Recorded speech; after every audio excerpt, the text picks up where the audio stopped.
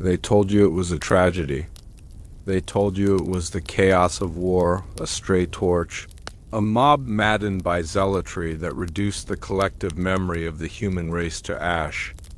We are taught to mourn the Library of Alexandria as a victim of fire. But that is the lie they needed you to believe.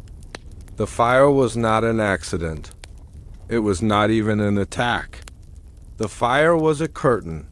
While the world looked at the flames climbing into the night sky, while the citizens screamed and the roof beams collapsed in a shower of sparks, the real event was happening in the shadows of the harbor.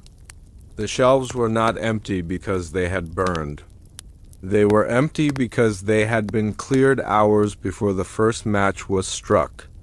The greatest secrets of our origin, the maps of lands that would not be discovered for another 1,000 years, and the technology of the ancients were not destroyed. They were crated. They were loaded onto ships that bore no flags, and they were sailed away into the dark to be locked in vaults that you are not allowed to see. The library didn't die. It was stolen. This is the truth the king buried. Now, let us turn back the pages of the years. The light is dim, the chamber is quiet, and the scent of aged parchment fills the air. Let the noise of the modern world fade into a distant hum. Take a deep breath and let your eyes close against the harsh glare of the present. We are drifting back, drifting down the river of time, to a place where the Mediterranean sun warms the white stone and the air smells of salt and papyrus. We are walking toward the marble steps of the greatest mind the world has ever known. Listen to the silence. Imagine the city of Alexandria at its height. It is not merely a city, it is a beacon. The lighthouse, the pharos, cuts a beam across the dark waters, guiding ships from every corner of the known world. But the true light of Alexandria does not come from the tower. It comes from the halls of the Museum, the Temple of the Muses, the library. Here, the silence is heavy with thought. It is a silence that feels sacred. You walk through the great archway. The air inside is cool, protected from the Egyptian heat by thick walls of limestone and alabaster. Dust motes dance in the shafts of sunlight that pierce the high windows. But look closely at the shelves.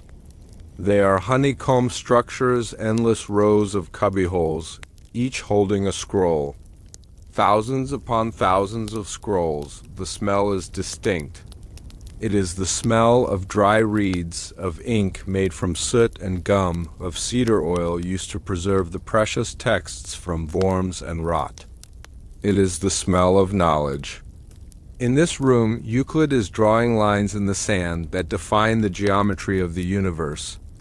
In the next hall, Eratosthenes is calculating the circumference of the earth with a stick and a shadow, proving the world is round while the rest of history will claim we thought it was flat. But there is something else here, something beneath the surface. If you listen closely to the echoes in these halls, you hear the footsteps of men who do not look like scholars. They move with a purpose that is too sharp, too precise. They are not here to read. They are here to catalog. They are here to assess value. Tonight, the wind is changing. The sky over the harbor is bruising purple and black. There is a tension in the city, a vibration in the ground that animals can feel before humans. The ships in the harbor are restless, their ropes creaking against the wood. But these are not merchant ships. They sit low in the water. Waiting. History tells us that Julius Caesar set fire to his own ships to block the Egyptian fleet, and the fire spread to the library. Or perhaps it was the Christians centuries later, or the Caliph. The story changes depending on who is holding the pen, but the outcome is always the same in the history books. The fire consumed everything. We are told to weep for the plays of Sophocles, the lost books of the Bible, the medical cures that would have saved millions. But consider the logistics of a fire. Papyrus burns, yes, but scrolls rolled tight, packed in cedar boxes, stored in stone niches, they do not burn instantly. They smolder. And the librarians, the guardians, would they simply stand back and watch? Would they not run into the flames? Would they not grab what they could? Unless there was nothing left to grab. Let us freeze time for a moment. Let us stand in the great hall 3 hours before the fire began. The sun has set. The lamps are lit, but the hall is not empty. It is a hive of silent activity. Men in gray cloaks are moving in lines. They are not frantic. There is no panic. There is only efficiency. They are taking specific scrolls. They are not grabbing everything. They are selective. They leave the poetry. They leave the common tax records. They leave the plays that entertain the masses, but the scrolls with the red seals, the scrolls that detail the movement of the stars over 10,000 years, the scrolls that speak of the machines of the gods, the maps that show the coastline of Antarctica without ice, those are taken. They are placed into leather satchels, then into wooden crates reinforced with iron. The crates are carried out the back entrances, through the servants' tunnels that lead directly to the private docks. Watch them work. It is a surgery. They are dissecting the brain of humanity. They are removing the parts that give us power, the parts that give us independence, the parts that would make us question the authority of kings and gods. The shelves are being thinned. To the casual observer glancing in from the doorway, the library still looks full. They leave the bulk. They leave the volume, but they take the essence. It is the greatest magic trick ever performed. The pledge, the turn, and the prestige. The pledge. Here is the world's knowledge, safe and sound. The turn, the fire begins to rage, distracting the eye, terrifying the heart. The prestige, the knowledge reappears centuries later, but only in the hands of the few. Follow the crates. The wood is rough against the hands of the laborers. They do not know what they carry. They are paid in gold, or perhaps they are paid in silence, a knife in the dark once the work is done. Loose ends are dangerous when you are stealing a civilization. The crates are lowered into the hulls of the dark ships. The captains have their orders. They are not sailing for Rome. They are not sailing for Athens. They are sailing for safe havens that appear on no public map. Fortresses in the mountains, islands shrouded in mist, places where an order has begun to form. An order that understands one fundamental truth. Knowledge is not just power. Knowledge is the weapon that controls reality. If the people know how the stars move, they can predict the seasons without the priest. If the people know how to heal the body with herbs and sound, they do not need to pay the temple for a miracle. If the people know their true history, they cannot be ruled by fear. So, the fire was necessary. Think of the flames now. The accident begins. A spark near the harbor.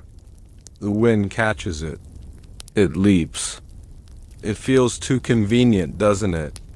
The way the fire moves, almost as if it has a path, almost as if it is being guided. It races toward the library. The citizens of Alexandria wake to the smell of smoke. It is a thick, acrid smoke. They rush to the streets with buckets of water. They weep. They tear their clothes. They think they are witnessing the end of the world, and while they look up at the burning roof, while they mourn the loss, the ships slip the moorings. The black sails catch the night wind. They glide out of the harbor, silent as ghosts, heavy with the weight of the world's stolen memory. Imagine standing on the deck of one of those ships.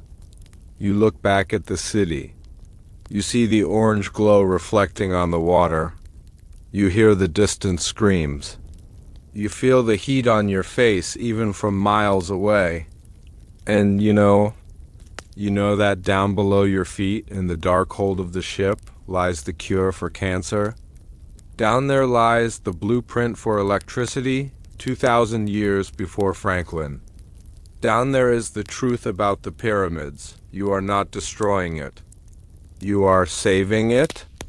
That is what you tell yourself to sleep at night. You are saving it from the unworthy. You are saving it for the day when the world is ready, or perhaps you are keeping it so the world is never ready. Now bring your mind back to the present, but keep that image in your head. The burning building and the escaping ship. Why does this story matter to you tonight as you lie in the dark? Why does the burning of a library 2,000 years ago make your chest feel tight? Because you feel the gap. You feel the empty space in our history. You have felt it your whole life. You look at the pyramids and you look at the cathedrals and you wonder, how did they do it? You are told that we are the pinnacle of evolution, that we are the smartest, most advanced humans to ever walk the earth. But deep down in the quiet parts of your mind, you suspect that we are actually the survivors of a shipwreck. We are living in the ruins of something greater. We are trying to remember a song we once knew, but we can only hum the melody. The burning of the library explains that feeling. It validates that deep instinctual loss. It tells you that you aren't crazy for thinking there is more to the story. There was more. It was taken, the concept of the Dark Ages that followed. Think about that term. The Dark Ages, the lights went out. Europe fell into 1,000 years of mud and superstition. We forgot how to make concrete. We forgot how to perform surgery. We forgot that the earth moved around the sun. How does a species forget? We don't just forget. We are made to forget. The theft of the library was the induction of a coma. It was a hit to the head of humanity, designed to give us amnesia. And it worked. For 1,000 years, we stumbled in the dark, afraid of demons, controlled by those who held the only candles. And where were those candles lit? Where did the knowledge go? It didn't disappear. Energy cannot be created or destroyed, and neither can information of that magnitude. It merely changed form. It moved from the open shelves of Alexandria to the closed vaults of private collections. It moved to the basements of new religious institutions that rose from the ashes of the old world. Have you ever wondered why the Vatican Secret Archives are so difficult to access? Have you ever wondered why certain archaeological digs are suddenly shut down by the military? Have you ever wondered why, when a new invention appears that could change the world-free energy, resonance healing, the inventor often disappears or their lab burns down? It is the same fire. It is the same smoke. Let us return to the sensation of the scrolls themselves. The texture of the theft. Imagine the hands of the High Librarian. He is an old man, his skin like crumpled paper. He has spent his life guarding these halls. He knows every scroll by the touch of its casing. Tonight, he is weeping. Not because of the fire hasn't reached the doors yet. He is weeping because he is betraying his charge. He has been given an order by the Emperor's men. Select the most dangerous texts. He walks down the aisle of origins. He pulls down the history of Atlantis, a text written by an Egyptian priest, detailing the location, the technology, the fall. He holds it in his hands. It is heavy. He knows that if he puts this in the crate, the world will forget Atlantis. It will become a myth. It will become a bedtime story for children instead of a warning for empires.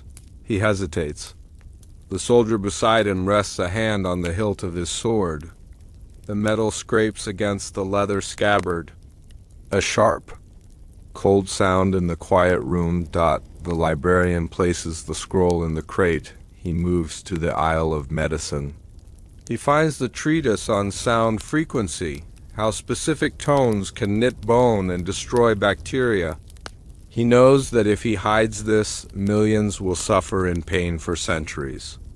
They will resort to leeches and prayers. The soldier taps his foot. Hurry, old man. The torches are lit.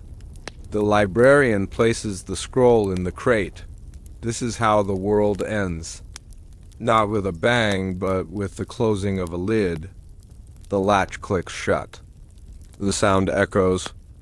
That click is the sound of the door slamming on human potential. The crate is lifted. The shelf is now empty.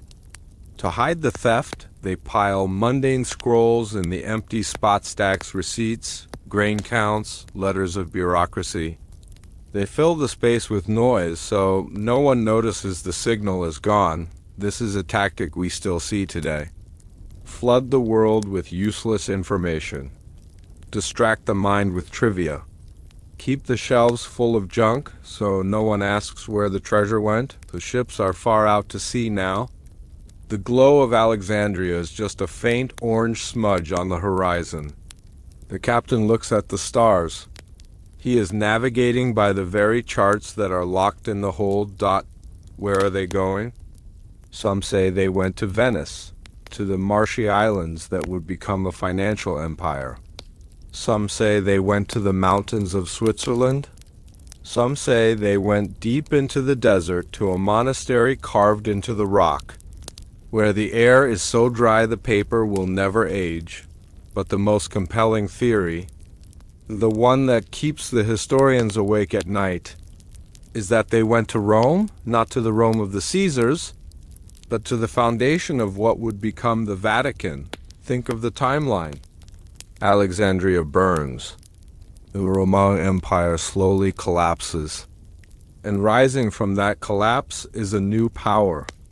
A power that claims to hold the keys to heaven and hell. A power that centralizes all knowledge, all writing, all art. For centuries, the only people who could read were the monks. The only people who had access to books were the clergy. They held the monopoly on truth. If you controlled the only copy of the history of the world, you could rewrite it however you wanted. You could erase the dynasties that didn't fit your narrative. You could demonize the kings who opposed you. You could turn science into witchcraft. And they did. Hypatia, the last great mathematician of Alexandria, was dragged from her chariot and murdered by a mob. Why? Because she was a woman? Or because she knew what was missing? Because she was a living link to the library.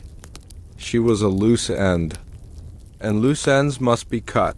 Her death was the final seal on the tomb of the old world. After her, the silence truly fell.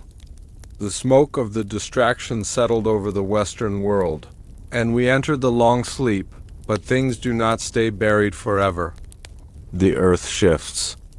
The roots of trees crack the stone foundations, and truth, like water, always finds a way to leak out. We are living in a time when the cracks are appearing. The internet, for all its chaos, is a new Library of Alexandria.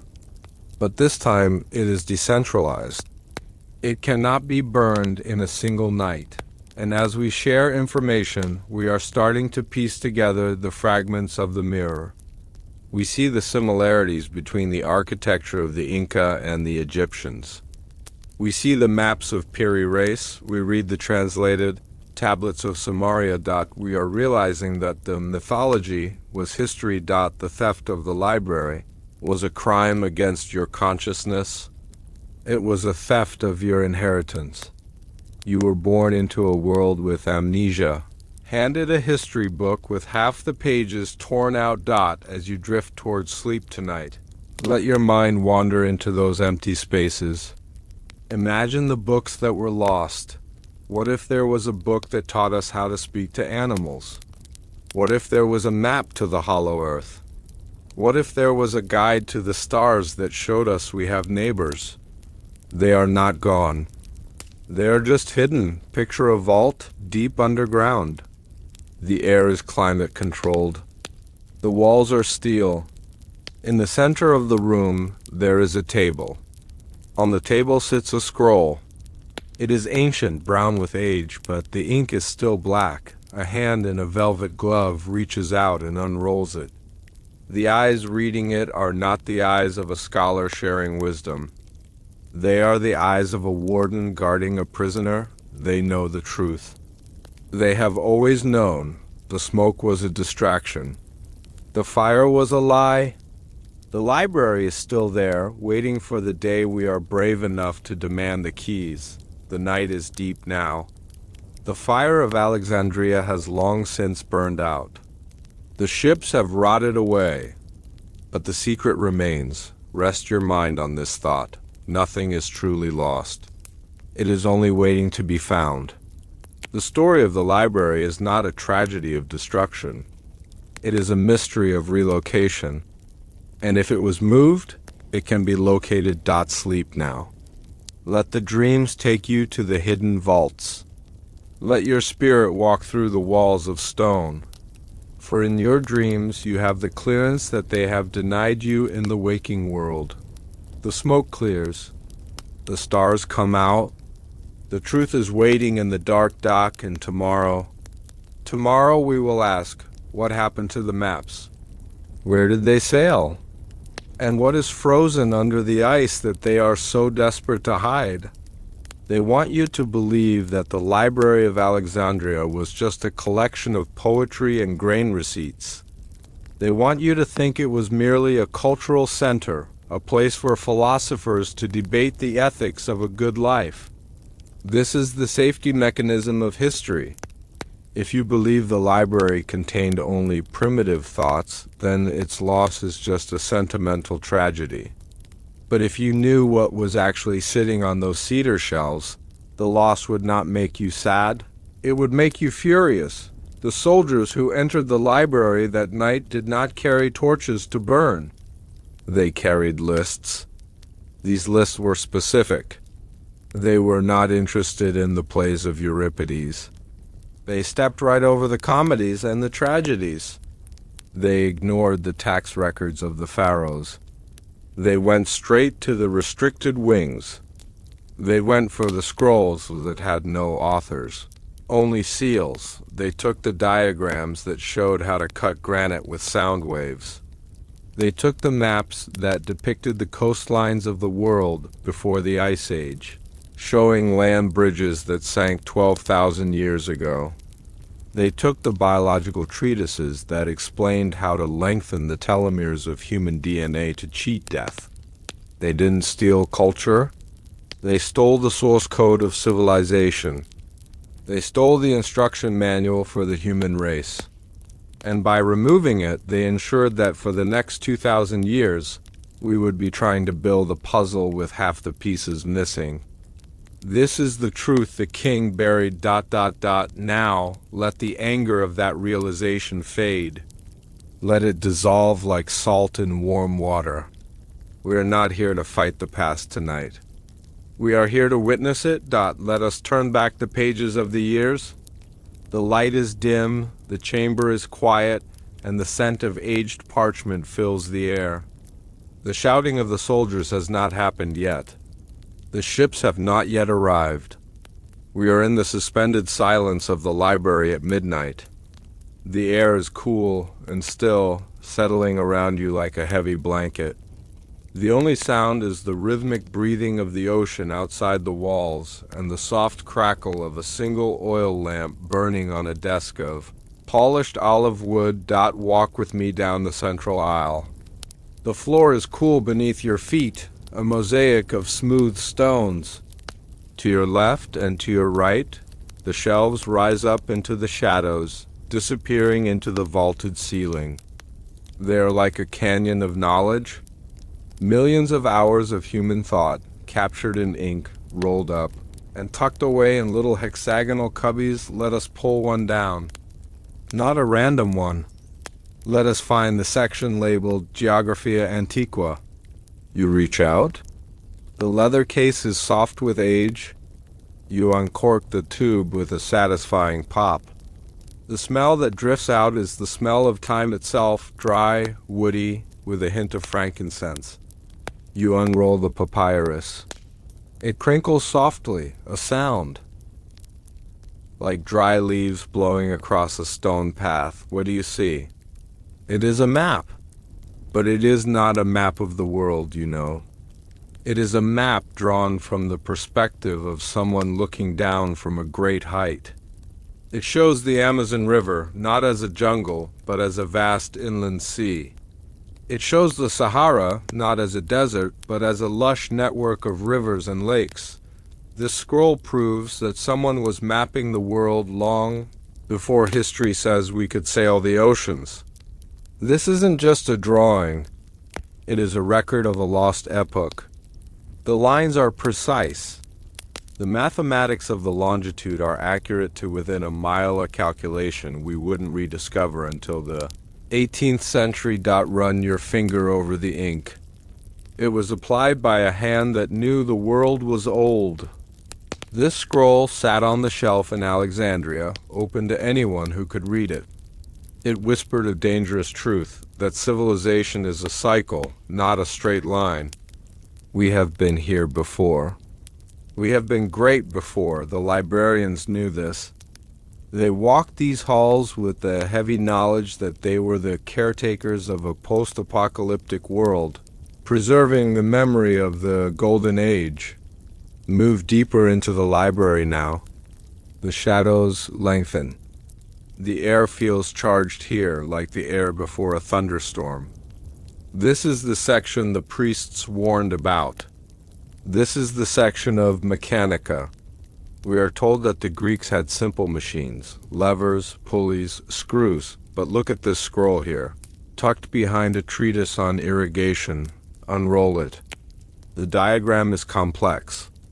It looks like the inside of a clock, but infinitely more intricate. It details a device made of bronze and crystal. The text describes the sphere of winds. It speaks of using steam, not just to spin a toy, but to drive a piston. It speaks of Ilopile on a massive scale, but it goes further. Look at the next diagram. It shows a series of mirrors polished to a perfect concave curve. The text explains how to focus the light of the sun into a single beam so hot it can melt stone. This wasn't a weapon of war. It was a tool for construction. How do you think they cut the diorite vases of the Old Kingdom? How do you think they carved the obelisk with such precision that a laser today can barely match it? The answer is here in your hands, in the quiet of this room. The scroll speaks of vibrational resonance. It describes how sound at the right frequency can make heavy stones feel weightless. It explains that gravity is a wave, and waves can be canceled. Imagine reading this. By candlelight in 300 BC, imagine realizing that the giant monuments outside your window were not built by slaves dragging rocks, but by engineers tuning forks. This knowledge changes everything. It turns magic into physics. And this is exactly what the thieves were looking for. They didn't want the poetry. They wanted the physics. They wanted the power to build impossible things and the power to destroy them. Let us walk further. The library is vast. It feels endless, like a dream where the rooms keep expanding. We are entering the most silent part of the library. The acoustic dampening here is heavy. The dust motes hang suspended in the air. This is the biological archive. History tells us that ancient medicine was barbaric. Trepanning, bleeding, humors, but that was the medicine of the common people. That was the medicine allowed outside these walls. Inside, the scrolls tell a different story. Pull down this heavy scroll, bound in blue leather. It is titled The Architecture of the Vessel. It details the human body, but not just the muscles and bones. It details the electrical system. It maps the meridian lines that carry energy through the organs. It speaks of the pineal, the small pentagon-shaped gland in the center of the brain. The text doesn't call it a vestigial organ. It calls it the seat of the soul. It describes how to decalcify it. It describes substances extracts from the blue lotus and the acacia that can activate this gland to allow the consciousness to travel outside the body. This wasn't mysticism. It was a manual. Read further. There are recipes here, not for curing a cold, but for regenerating cells.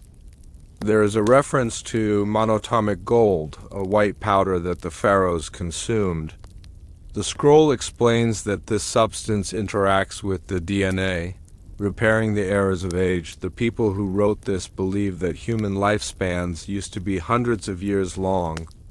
They believe that we are currently living in a degraded state, a shortened version of ourselves. And they wrote down the cure. They wrote down how to turn the gene expression back on. Imagine the value of this scroll. To a king, to an emperor, the promise of eternal life. The promise of health without doctors. If this information were released to the public, the entire structure of society would collapse. Fear of death is the primary tool of control. If you remove the fear of death, or if you extend life indefinitely, the hierarchy falls. So they took it. They took the cure. And they left us with the disease. The air grows colder as we reach the very back of the library.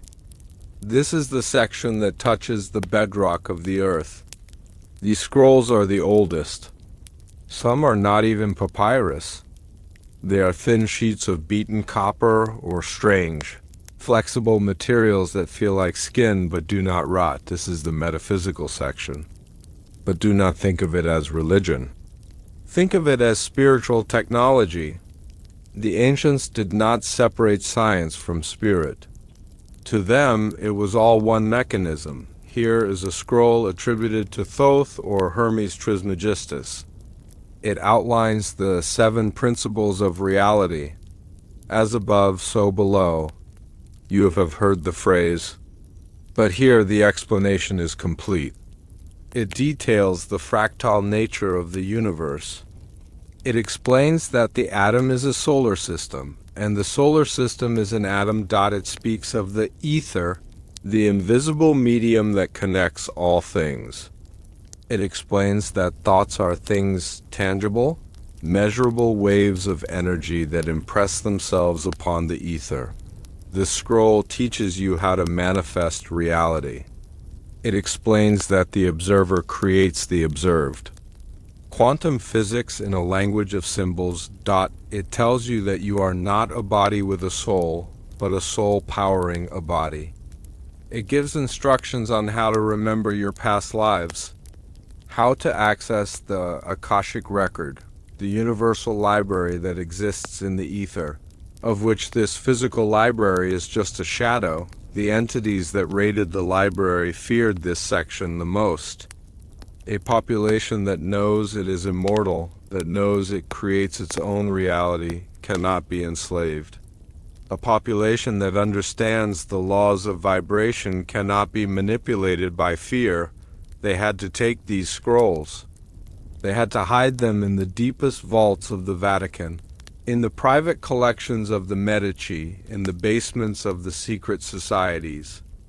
They had to make you forget who you are. Look at the shelves now. In our mind's eye, we can see the gaps. We can see where the scrolls used to be. The tragedy of Alexandria is not that we lost stories. It is that we lost the keys to our own potential. Imagine if these shelves had remained open. Imagine if, for the last 2,000 years, every child had been taught how to tune their own frequency. Imagine if every doctor had access to the regenerative codes. Imagine if every engineer could study the resonance of stone, we would be a spacefaring civilization. By the year 1000 AD, we would have transcended the need for fossil fuels. We would be living in a world of abundance, not scarcity. The poverty of our current world, the confusion, the sickness, these are artificial. They are the result of a deliberate subtraction of knowledge that stand in the aisle. Feel the weight of the missing books. It is a physical sensation, isn't it? A phantom limb pain of the collective consciousness. You miss the knowledge you never knew you had, but let us not despair. Because matter cannot be destroyed, only moved. The soldiers are coming now. You can hear their boots on the stone. You can see the flickering of their torches at the far end of the hall. They are beginning to pull the scrolls from the shelves. Watch them. They are moving the Geographia Antiqua into a crate marked with the double-headed eagle. They are moving the Mechanica into a crate bound with iron. They are moving the biological blueprints into a velvet-lined box. They are not burning them. They are packing them, and as they pack them, a thought should rise in your mind. Clear and sharp as a diamond, if they still have them. Then the knowledge is not gone. It is just waiting. It is sitting on a shelf right now, perhaps 4,000 miles away from where you sleep, deep underground. The ink is still black. The papyrus is still strong. The truth is still legible. The library didn't end. It went underground. It became the occult, which simply means the hidden. The torches fade. The soldiers leave. The library is empty now, stripped of its treasures, leaving only the husk behind for the fire that will come later. But you know the secret. You know what was on the shelves. Let your breathing slow down. Inhale the scent of the old paper one last time. Exhale the frustration of the loss. You are the keeper of this memory now. In your dreams, you can enter the library before the raid. In your dreams, there are no guards. The shelves are full. You can reach out your hand, pull down the blue leather scroll, and read the words that were meant for you. The knowledge belongs to you. It is encoded in your blood, which is an archive older than any building. Drift now. Drift away from the city of Alexandria. Drift over the dark ocean. Follow the ships if you wish, or simply float in the vast, starry silence of the truth. The books are safe. The wisdom is waiting. And as you sleep, your mind will remember what the history books forgot. Sleep now. The library is open. We look at history from the top down. We look at the palaces, the towers, and the monuments that scrape the sky. We assume that the people living in the sunlight, the emperors and the generals, were the ones in charge. But in Alexandria, as in every great city of the ancient world, the true power did not reside in the throne room. It resided in the basement. While the scholars of the library debated in the open courtyards, a different kind of organization was operating beneath their feet. There was a city under the city. A labyrinth of limestone tunnels, vast cisterns, and hidden chambers that did not appear on any public map. This was the domain of the Silent Ones, a secret society of priest-engineers who answered to no king. They were the firewall of humanity. They watched the rise of Rome, the spread of fanaticism, and the corruption of the surface world with cold, detached eyes. They knew a collapse was coming. They knew the mob would eventually burn what they could not understand. So they built a contingency plan out of stone and darkness. They didn't just guard the books, they curated the escape. The library wasn't just a building. It was a funnel, and the spout led underground. The politicians thought they ruled Alexandria, but they were merely tenants. The landlords were the ones holding the keys to the tunnels. This is the truth, the king buried ... Now, let the noise of the surface world fade away. Let the harsh glare of the Mediterranean sun soften into the cool, dark comfort of the earth. We are leaving the chaotic streets behind. We are descending. Imagine a stone staircase, worn smooth by centuries of sandaled feet. The air grows cooler with every step. The sounds of the market, the shouting merchants, the rattling chariot wheels drift away until they are just a distant memory, a faint hum that cannot touch you here. The smell of dust and sun-baked clay is replaced by the scent of damp stone, old water, and the faint, sweet aroma of beeswax candles. We are entering the quiet heart of the world. Relax your shoulders. Breathe in the stillness. We are walking into the shadows of the underground ... To understand how the library was stolen, you must first understand the machine that made it possible. Alexandria was not just built on the delta.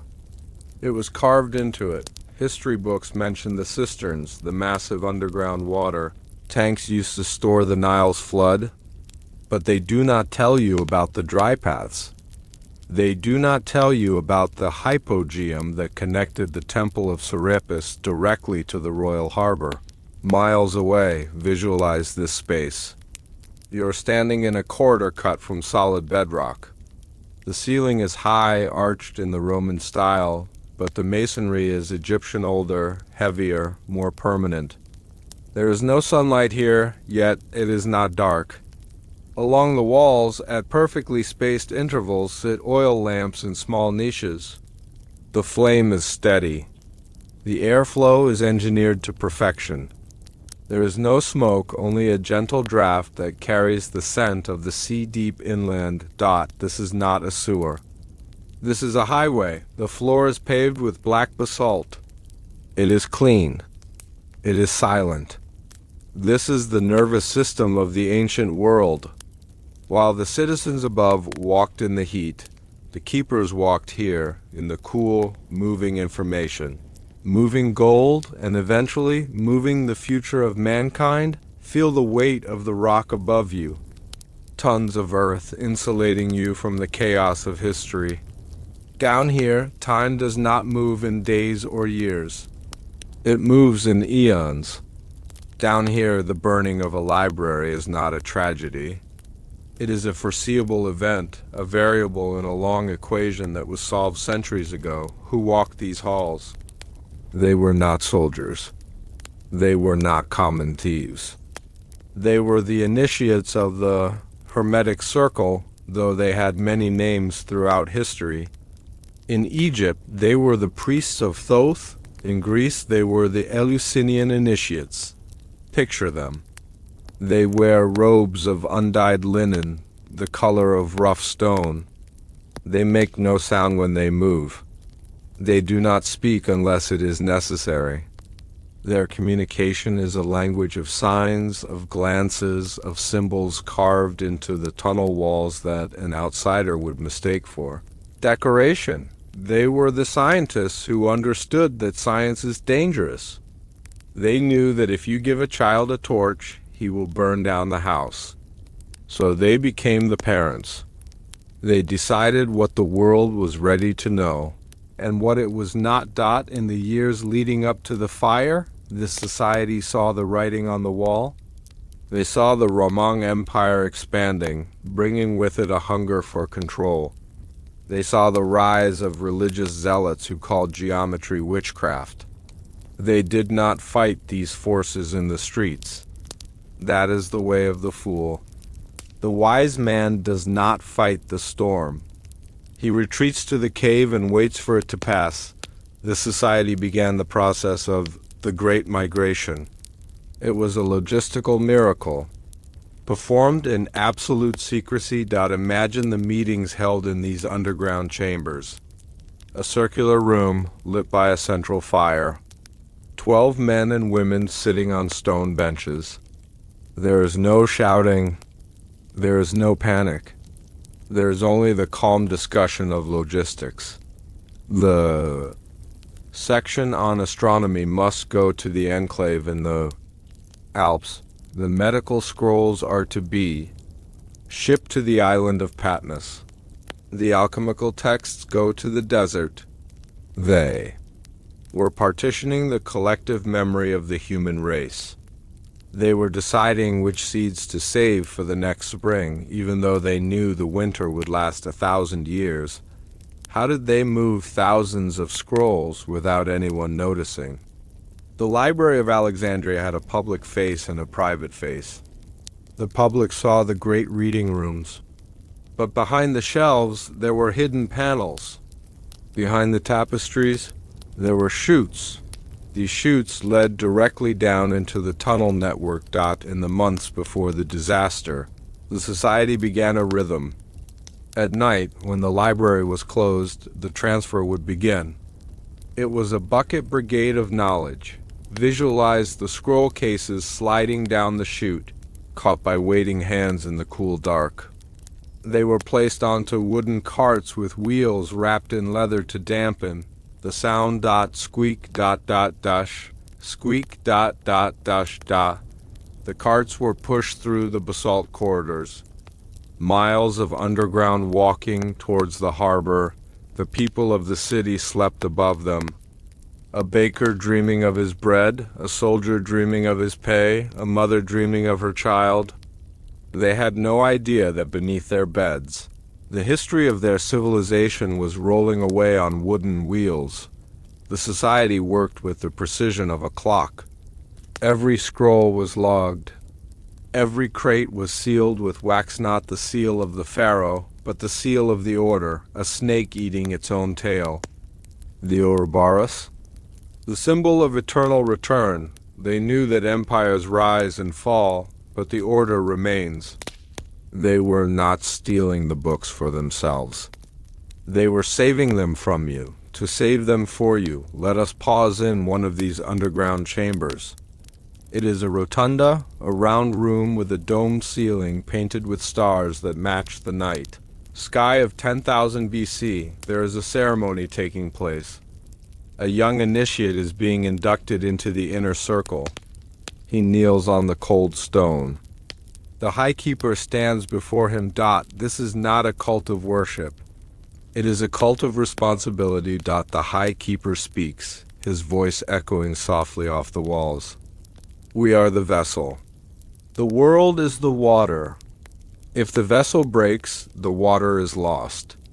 The initiate swears an oath. He swears that he will value the preservation of knowledge above his own life. He swears that if he is captured, he will claim the scrolls burned. He will lie to the kings, he will lie to the priests. He will lie to history itself. This is the origin of the noble lie.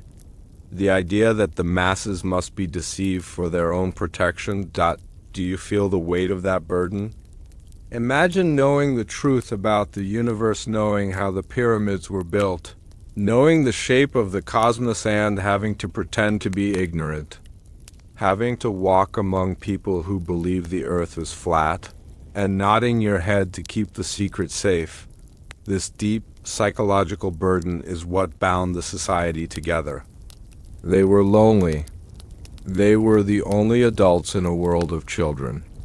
The tunnels were their sanctuary, the only place they could speak freely, the only place they could be their true selves. Follow the tunnels further now.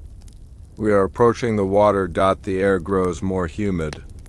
You hear the soft lap of liquid against stone. We are entering the great cisterns. This is a cathedral of water. Hundreds of columns rise from the black depths to support the city above. The water is still as glass, reflecting the torchlight like a mirror to the underworld. Boats are waiting here. Small, flat-bottomed skiffs. The carts are unloaded. The crates are placed gently into the boats. The boatmen push off, gliding silently between the forest of columns. This image, the boat on the underground river, is the source of the myth of the river Styx, the river of the dead. But these boats were not carrying souls. They were carrying the mind of humanity. They glided through the darkness. navigating the waterways that led eventually to the sea caves. Hidden entrances along the coast where the large ships were waiting. It was a silent, wet, methodical extraction. Listen to the sound of the oar dipping into the water. Splash, drip, drip,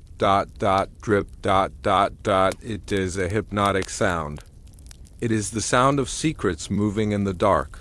While the politicians argued in the Senate about taxes and borders, the society was using the water to drain the intellect from the city. They were bleeding Alexandria dry of its wisdom, drop by drop, crate by crate. You might wonder, is this just a story about ancient Egypt? But the tunnels didn't disappear. The society didn't vanish as you lie in bed tonight. Think about the ground beneath your own cities. Think about the catacombs of Paris, the mail rail tunnels under London, the vast multi-level basements beneath the Vatican, the deep underground military bases in America. The architecture changes. The torches become electric lights. The stone becomes reinforced concrete. But the principle remains the same. There is always a surface world, and there is always a subterranean world. The society that moved the Library of Alexandria eventually merged with other groups. They became the stonemasons who built the Gothic cathedrals, hiding their geometry in the arches. They became the invisible college of the 17th century. They are still here. And they are still guarding the crates. The knowledge wasn't lost. It was just moved to a different basement. When you walk down a city street and you feel the rumble of a subway train beneath your feet, remember Alexandria.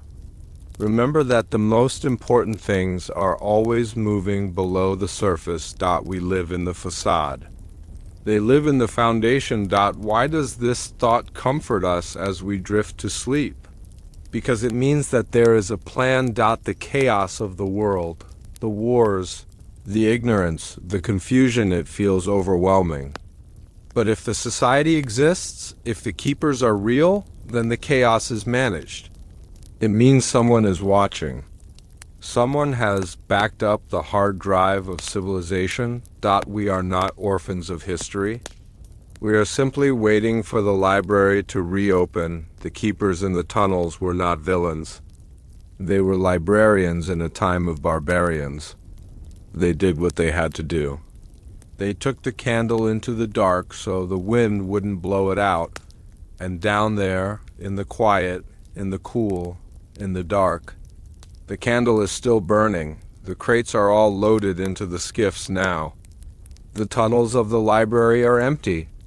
The shelves in the secret sections are bare. The initiates sweep the floors. They remove the footprints in the dust. They seal the hidden panels. Above, the sun is setting. The sky is turning a bruised purple. The mood in the city is tense. The mob is gathering. The fire is coming, but down below, the work is done. The boats are moving toward the sea caves. The water ripples gently. The high keeper stands at the junction of the tunnel. He looks back one last time at the empty vault. He does not feel sadness. He feels relief. It is done, he whispers. He turns and walks into the dark, following the water. We will follow him too. We will follow the water out to the ocean. We will follow the crates to the great black ships that are waiting in the fog, but that is the next part of the journey. For now, stay in the tunnel. Feel the safety of the rock. Feel the protection of the secret. You are inside the mountain. You are safe from the fire. You are with the keepers. The sound of the underground water is a lullaby. Drip, drip, drip, It slows your heart. It calms your mind. You are part of the secret now. You know what lies beneath the floorboards of history? Let the darkness wrap around you like the linen robes of the initiates. Let the silence of the stone fill your ears. The world above can shout and burn. The world above can forget. But you remember. And deep down, where it matters, everything is safe. Drift along the underground river. Float on the dark water. The current is gentle. It carries you towards the sea of dreams. Rest now. The keepers are watching. The doors are locked. The secret is safe. Sleep. The port records of Alexandria are some of the most detailed bureaucratic documents in human history. We know how much grain was shipped to Rome. We know how many amphorae of wine arrived from Greece. We know the tax collected on every bolt of silk. But there is a gap in the ledger. There is a single night just before the Great Fire, where the harbor master's log records an anomaly that historians have tried to dismiss as a clerical error. That night, a fleet of 12 ships entered the great harbor. They flew no flags. They carried no cargo. Their hulls sat high in the water, bobbing like corks, exposing the barnacles on their keels. They were ghost ships, arriving with empty holds and silent crews. The official story is that they were merchant vessels waiting for a grain harvest that wasn't ready. But that is the lie. These ships did not come to trade. They came to feed. They were the vacuum designed to suck the wisdom out of Egypt. They arrived empty so they could leave heavy with the only treasure that mattered. While the city slept, assuming the ships were there to take wheat, they were actually there to take the blueprints of civilization. The emptiness of those ships was a weapon. It was the void waiting to be filled with our history. And when they left, they took the soul of the world with them. This is the truth the king buried. Now, let the image of the ledger fade. Let the dry rustle of papyrus be replaced by the wet, rhythmic sound of water lapping against wood. Let us turn back the pages of the years. The light is dim, the chamber is quiet, and the scent of aged parchment is replaced by the smell of salt spray, tar, and the cooling stones of the harbor wall. We are moving from the earth to the water. We are standing on the docks of the greatest city in the world under a moonless sky. The air is thick with mist, a sea fog that rolls in from the Mediterranean to blanket the secrets of the night. Listen to the creak of the ropes. Listen to the bell buoys ringing softly in the distance. We are watching the arrival. To understand the magnitude of the theft, you must first visualize the stage. The great harbor of Alexandria was a marvel of engineering. It was divided by the Heptastadion, a massive causeway that connected the city to the island of Pharos. Dominating the skyline was the lighthouse, the seventh wonder of the world. Its fire burned day and night. A mechanical sun that guided sailors home, but on this specific night the light of the Pharos seemed dim. Perhaps it was the fog. Perhaps it was the smoke from the offering fires in the city. Or perhaps the keepers of the light were part of the conspiracy, dampening the flame to shadow the arrival. Out of the blackness of the sea, they appeared. They were not the clumsy grain barges that usually crowded the docks. These were Liburnians, swift, narrow galleys with 2 banks of oars. They were painted a matte black, a mixture of pitch and charcoal that absorbed the moonlight. They moved like sharks cutting through dark water. There was no shouting of orders, no bosun's whistle. The oars dipped into the water with a synchronized silence, muffled by leather sleeves wrapped around the rowlocks. Splash ... silence, splash ... silence. They glided past the royal palaces. They glided past the military blockade. How? Because they had the passcodes? The Order of the Silent Ones did not just control the tunnels. They controlled the waterways. Watch them dock. They do not tie up at the main commercial wharves where the tax collectors wait. They drift further down, towards the shadowed cliffs beneath the library complex, towards the mouths of the sea caves we explored earlier. They sit high in the water. They are light. They are hungry Dodd who sails a ship that doesn't exist. As the gangplanks are lowered, thick planks of cedar wrapped in wool to dampen the sound of boots, we catch a glimpse of the crew. They are not Egyptians. They are not Romans.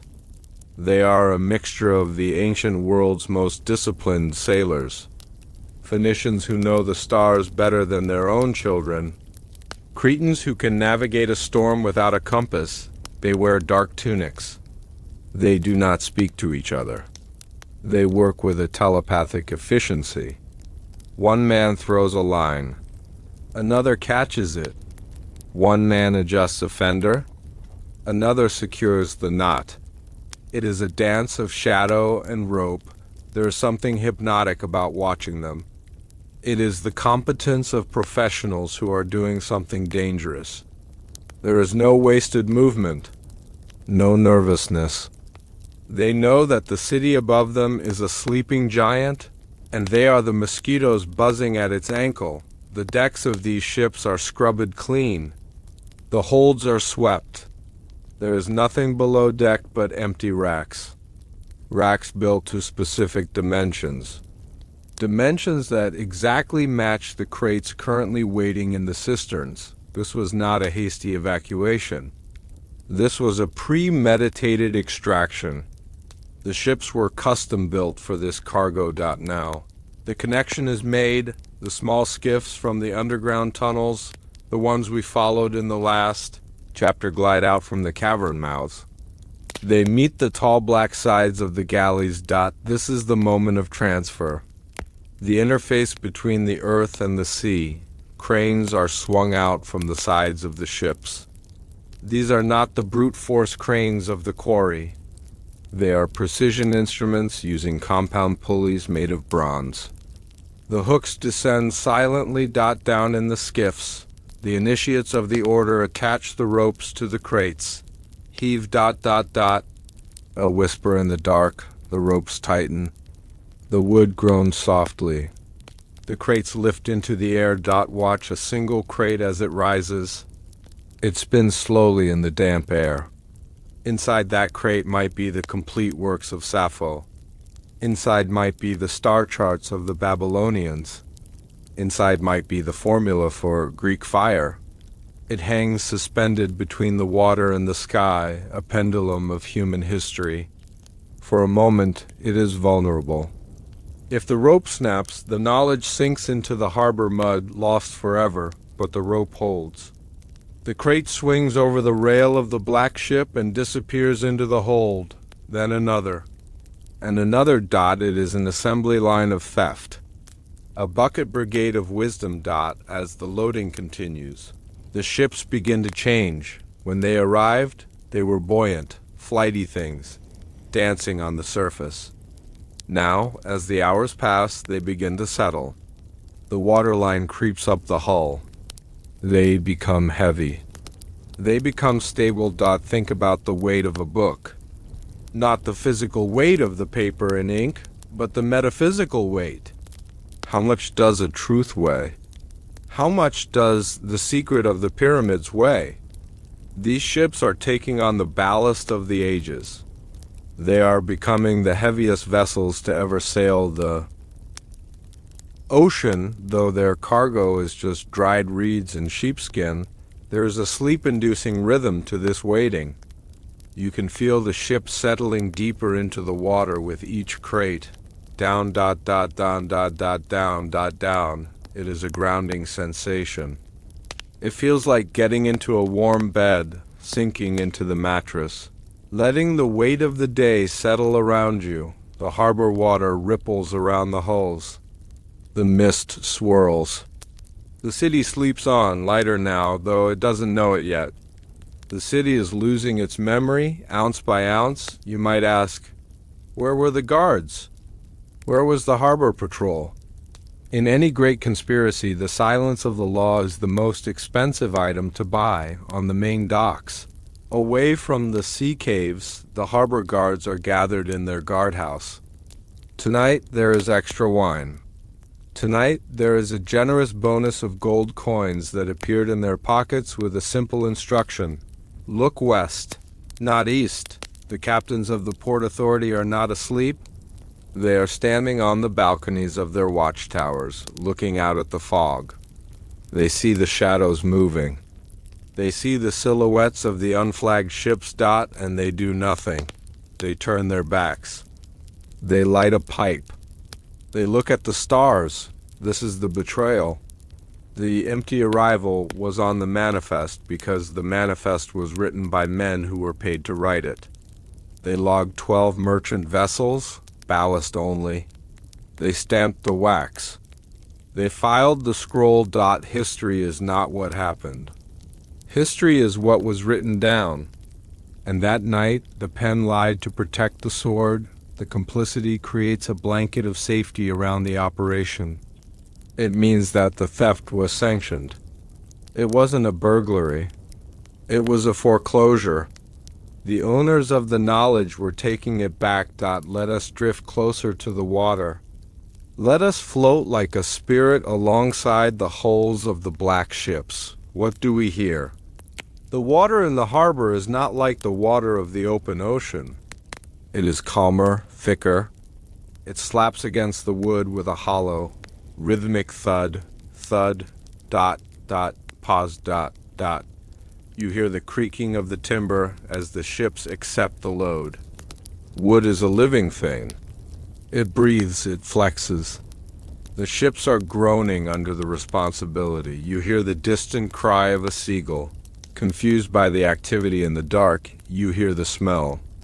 The harbor smells of old wood, of wet rope, of salt, and of the distant, spicy scent of the spice market drifting on the land breeze. It is a comforting, cradle-like environment. The rocking of the boats, the fog dampening all sharp sounds. It is a place where urgency dissolves into rhythm. The frantic energy of the initial theft, the running in the tunnels, the fear of the soldiers is gone here. Here there is only the methodical. Loading. Lift. Swing. Swing. Lower. It is a pendulum that hypnotizes the watcher. Go down into the hold of the flagship. The air here is tight and smells of cedar. The crates are being stacked with geometric precision. The sailors use wedges of cork to stop them from shifting. They know they are sailing into the open Atlantic, or perhaps the rough waters of the North Sea. They secure the crates with ropes made of hemp. They cover them with tarps treated with oil to repel water. This hold is now the library. The building on the shore is just a shell. The soul of the library has transmigrated into the belly of this ship. Imagine the concentration of energy in this dark, wooden space. The scrolls are sleeping. They are dormant seeds, waiting to be planted in new soil if you were to stand in this hold. Surrounded by the crates, you would feel a hum, the vibration of accumulated wisdom. It is safe here. The thick oak planks of the hull protect it from the water. The silence protects it from the world. The sky to the east is beginning to turn a lighter shade of gray. The false dawn is approaching. The operation must end. The last crate is lowered. The last hatch is battened down. The cranes are retracted. The ships are now low in the water. They are heavy, pregnant with the past. A signal is flashed from the lead ship. A single lantern, shuttered and opened once. Flash, the ropes are cast off. The splash of the heavy lines hitting the water is the final note of the song. The oars emerge again. They bite into the water. Slowly, imperceptibly at first, the black ships begin to move. They back away from the sea caves. They turn their prows toward the harbor mouth, toward the open sea, toward the lighthouse that is still dim. They leave no wake. They are designed to cut the water cleanly. As they pass the breakwater, they catch the first true swell of the Mediterranean. The ships rise and fall gently. They are leaving Alexandria. They are leaving the timeline of known history. Behind them. The city is waking up. The bakers are lighting their ovens. The priests are preparing the morning prayers. They do not know that they are waking up in a poorer world. They do not know that while they dreamt, the inheritance of their ancestors sailed away. The ships disappear into the fog bank that sits on the horizon. One by one, they are swallowed by the white mist. First the hull, then the oars, then the stern. They are gone. If you were standing on the dock now, looking out, you would see nothing. Just the gray water and the gray sky. The empty ships arrived empty. And in a way, they left empty because to the eyes of the world, they didn't exist. The harbor is quiet again. The water calms itself, erasing the ripples of their departure. The ocean is the greatest keeper of secrets. It swallows the evidence. It heals the wound in the water immediately. There is a peace in this disappearance.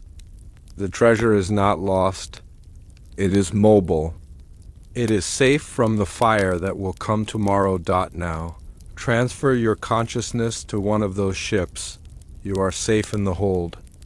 You are curled up on top of a crate containing the history of the stars. The gentle rocking of the ship is your cradle, the sound of the water rushing past. The hull is white noise. She-dot. You are sailing away from the noise of the world. You are sailing away from the fire, from the anger, from the confusion. You are going to a secret place. A sanctuary beyond the map. Feel the motion of the ocean. It is slow, it is rhythmic. It is eternal. The ships are heavy with truth, and they are carrying you to a new horizon. Let the fog wrap around you. Let the darkness comfort you. The manifest was empty, but your dreams are full. Sail on into the quiet. Sail on into the deep. Sleep. We are taught that the path of human technology is a straight line, rising slowly from stone tools to bronze swords, to iron and finally to silicon and steel. We are taught that the ancients were brilliant philosophers but primitive engineers. They could think, but they could not build machines. This is the primitive trap. It is the most successful lie ever told to the human race. The Library of Alexandria did not just hold scrolls of poetry. In the restricted basements, under the heavy guard of the silent ones, sat the physical proof that we are not the first advanced civilization on this planet. There were gears cut from bronze with microscopic precision, capable of calculating the movement of the galaxy for 10,000 years. There were jars that held the chemical power of lightning. There were lenses of polished crystal that could see the moons of Jupiter long before Galileo was born, on the night of the theft. The most critical cargo was not the paper, it was the hardware. The forbidden technology. The machines that could generate power without fire. The tools that could cut stone with sound. The devices that proved we are a species with amnesia. They didn't just hide the history of what we did. They hid the evidence of what we could do. When those crates were loaded, they weren't just moving metal. They were unplugging the future. This is the truth the king buried. Now, let the shock of that revelation settle. Let the anger dissolve into curiosity. Let us turn back the pages of the years. The light is dim, the harbor is shrouded in mist, and the smell of the air changes. It is no longer just the scent of salt and parchment. It is the scent of ozone. It is the metallic tang of bronze and copper. It is the smell of heavy oil used to lubricate gears that have not stopped turning for centuries. We are standing on the docks alongside the black ships. The wooden planks beneath our feet are wet with fog. The silence is heavy, broken only by the strain of ropes and the soft, rhythmic groaning of heavy objects being moved with care. We are witnessing the dismantling of an epoch. Focus your eyes on the first set of crates coming out of the shadows. These are not the long, cylindrical cases for scrolls. These are square. They are reinforced with bands of iron. They are incredibly heavy. 4 men strain to lift one. They move with a synchronized breath. Heave ... heave ... Rest ... Inside this crate lies the ancestor of the device we now call the Antikythera mechanism. But the one found in the shipwreck in our timeline was a toy compared to this. The device inside this crate is the master clock. Imagine a box of bronze, the size of a small chest. Inside there are 37 gears, but they are not just gears. They are a mathematical model of the universe. When you turn the handle, the heavens move. It predicts eclipses.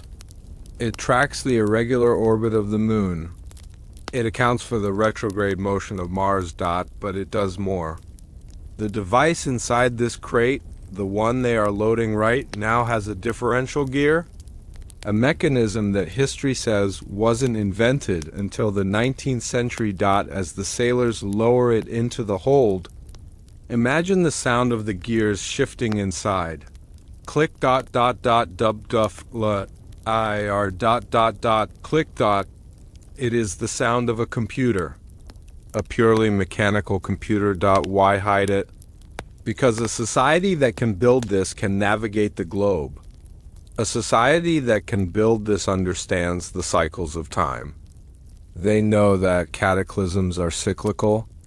They know when the next flood is coming. If the common people possessed this clock, they would not need the priest to tell them when to plant or when to pray. They would see the gears of God directly. The crate touches the floor of the ship's hold with a heavy thud. The computer is safe. It will be taken to a vault in Europe, where it will be studied by the few. While the many are told that the Earth is the center of the universe, the next series of crates are smaller, but they are handled with even greater care. They are wrapped in thick layers of wool and velvet. These contain the optics. We are told that the telescope was invented in the Netherlands in the 1600s, but the Lighthouse of Alexandria. The Pharos had a mirror at its top that could detect ships beyond the curve of the horizon. How? The crate passing before you now holds lenses ground from rock crystal. They are not glass. They are quartz. They are perfectly clear, free of bubbles. These lenses were not just for looking at ships. They were for looking at the stars. The librarians knew that the Milky Way was made of millions of suns. They knew that Saturn had rings. They had seen the companions of Sirius, but there is a second type of lens in these boxes. The micro-lens. Imagine an ancient scholar sitting in the sun, looking through a drop of curved crystal at a piece of moss. He sees the cells. He sees the bacteria. He realizes that disease is not a curse from the gods, but a war of microscopic animals. If this technology had remained, the plague would never have happened. We would have understood germ theory 2,000 years ago, but the Order of the Silent Ones made a calculation. If humanity becomes too strong, too fast, it destroys itself. Or perhaps they wanted to keep the cure for themselves. Watch the crate disappear into the dark belly of the ship. The eye of the world is being closed.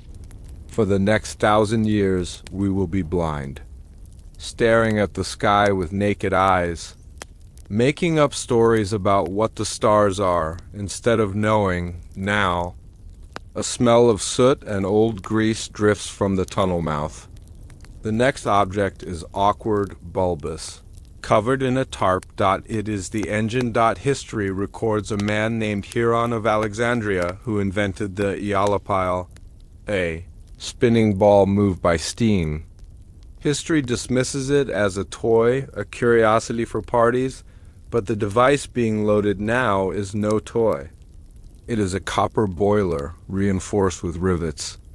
It has pistons. It has valves. The ancients had unlocked the power of expanding water. They used it to open the massive stone doors of the temples automatically.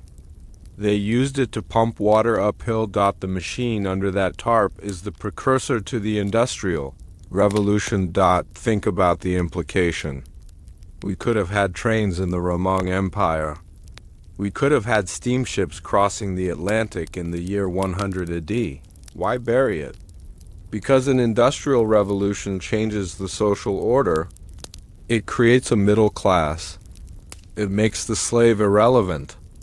If you have a machine to grind the grain, you do not need 1,000 peasants. And if you do not need peasants, you cannot control them. The kings and the emperors preferred a world of muscle and sweat. It was easier to manage.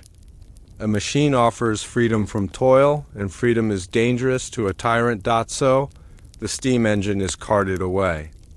It is exiled.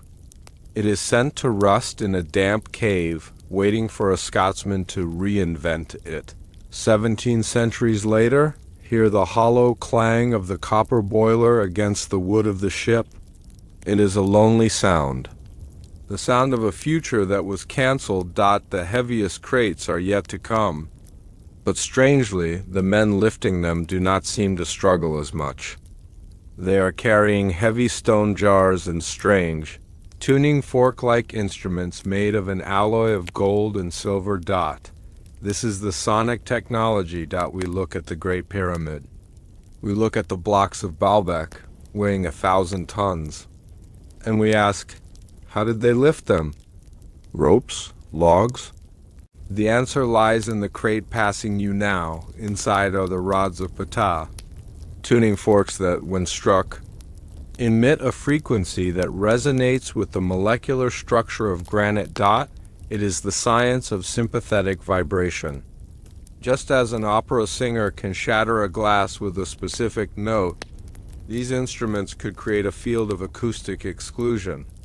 They could make heavy things. The silent ones are moving the tools that built the impossible. Imagine the silence of the harbor being broken by a faint hum as one of the rods vibrates inside its case. It is a sound that makes your teeth ache pleasantly.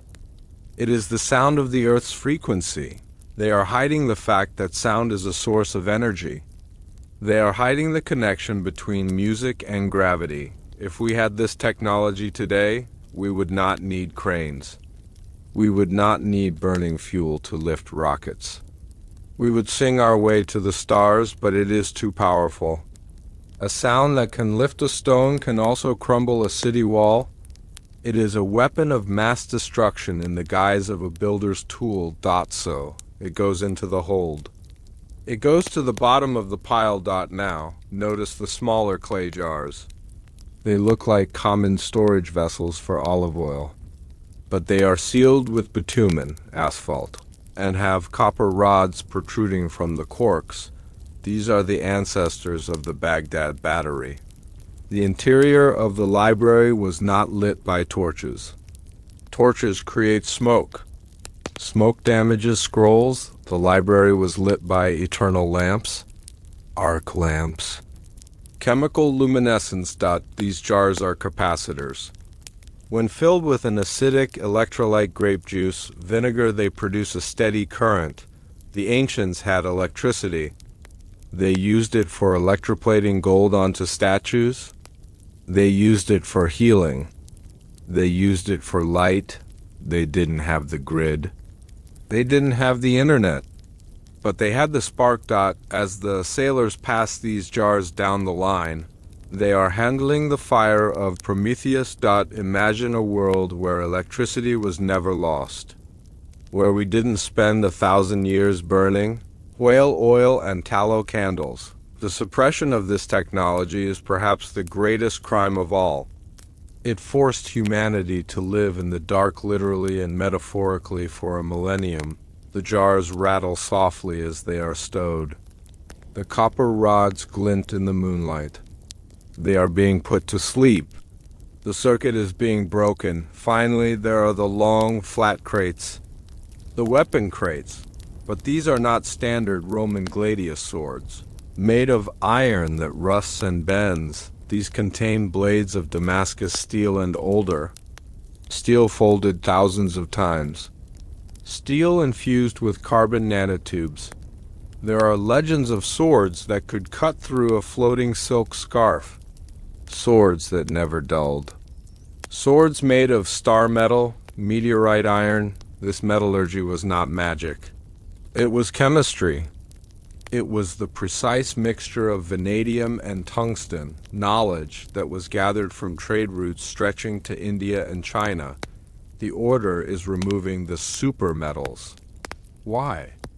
Because a king cannot rule if his army's weapons are inferior to the weapons of the rebellion.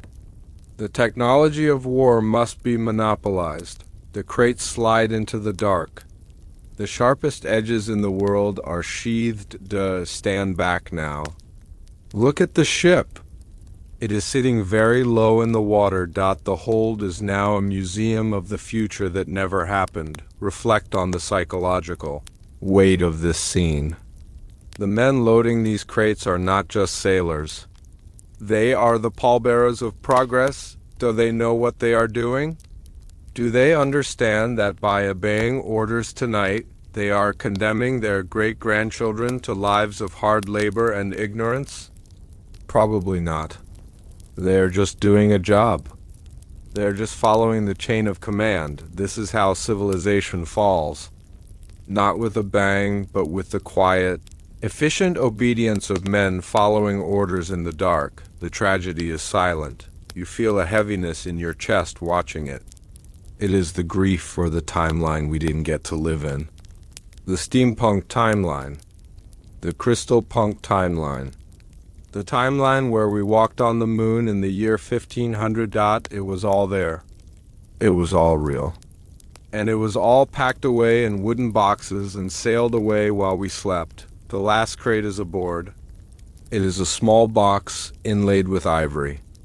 It contains the keys, the ciphers needed to read the encoded manuals of the machines. Without this box, the machines are just puzzles. The captain of the black ship steps forward. He looks at the manifest. He nods. The heavy wooden hatch covers are lifted into place. Thud, thud, thud. The sound is final. It is the sound of a prison door closing. The sailors hammer in the wedges. They cover the hatch with canvas and seal it with hot pitch. The smell of the tar rises in the cool night air. The cargo is sealed. The hold is now a time capsule. The ropes are untied from the bronze mooring rings. The water widens between the ship and the stone dock. The forbidden technology is leaving the continent of Africa. As the ship drifts away, imagine the energy inside it. The latent power. The gears waiting to turn. The batteries waiting to spark. It is drifting out to sea, to be hidden in the basements of cathedrals, to be whispered about by alchemists who will be burned at the stake for getting too close to the truth. Vinci will find scraps of this knowledge. Tesla will find scraps of it. But they will be working from memory, trying to reconstruct a blueprint that was stolen whole. Now, let the ship fade into the mist. The dock is empty. The water is calm. You are no longer a witness on the shore. You are drifting with the ship. You are safe. You are floating on the ocean of time. Let your mind rest on the idea of the machines. They are not destroyed. They are just sleeping. Like you. The gears are still. The steam is quiet. The sound is silenced. Everything has a season. The season for that technology ended that night, but perhaps in your dreams you can turn the handle. Perhaps in your dreams you can look through the crystal lens. Feel the gentle rocking of the waves. Rock. And flow. Heavy crates act as anchors for your mind, weighing you down, pulling you deeper into relaxation. The burden of history is not yours to carry tonight. It has been sailed away. The harbor is quiet. The stars, the ones they map so perfectly, are watching over you. Close your eyes to the world of primitive things. Open your eyes to the world of dreams where everything is possible and nothing is ever truly lost. Deep sleep is the only time machine we have left. Use it. Drift, float, sleep. The greatest magic trick in history was not performed on a stage. It was performed on the skyline of Alexandria. The first rule of magic is distraction. If you want to hide something in your left hand, you make a loud noise with your right hand. And if you want to hide the theft of human civilization, you create a spectacle so bright, so tragic, and so overwhelming that no one thinks to check the inventory. The fire that consumed the library was not an accident of war.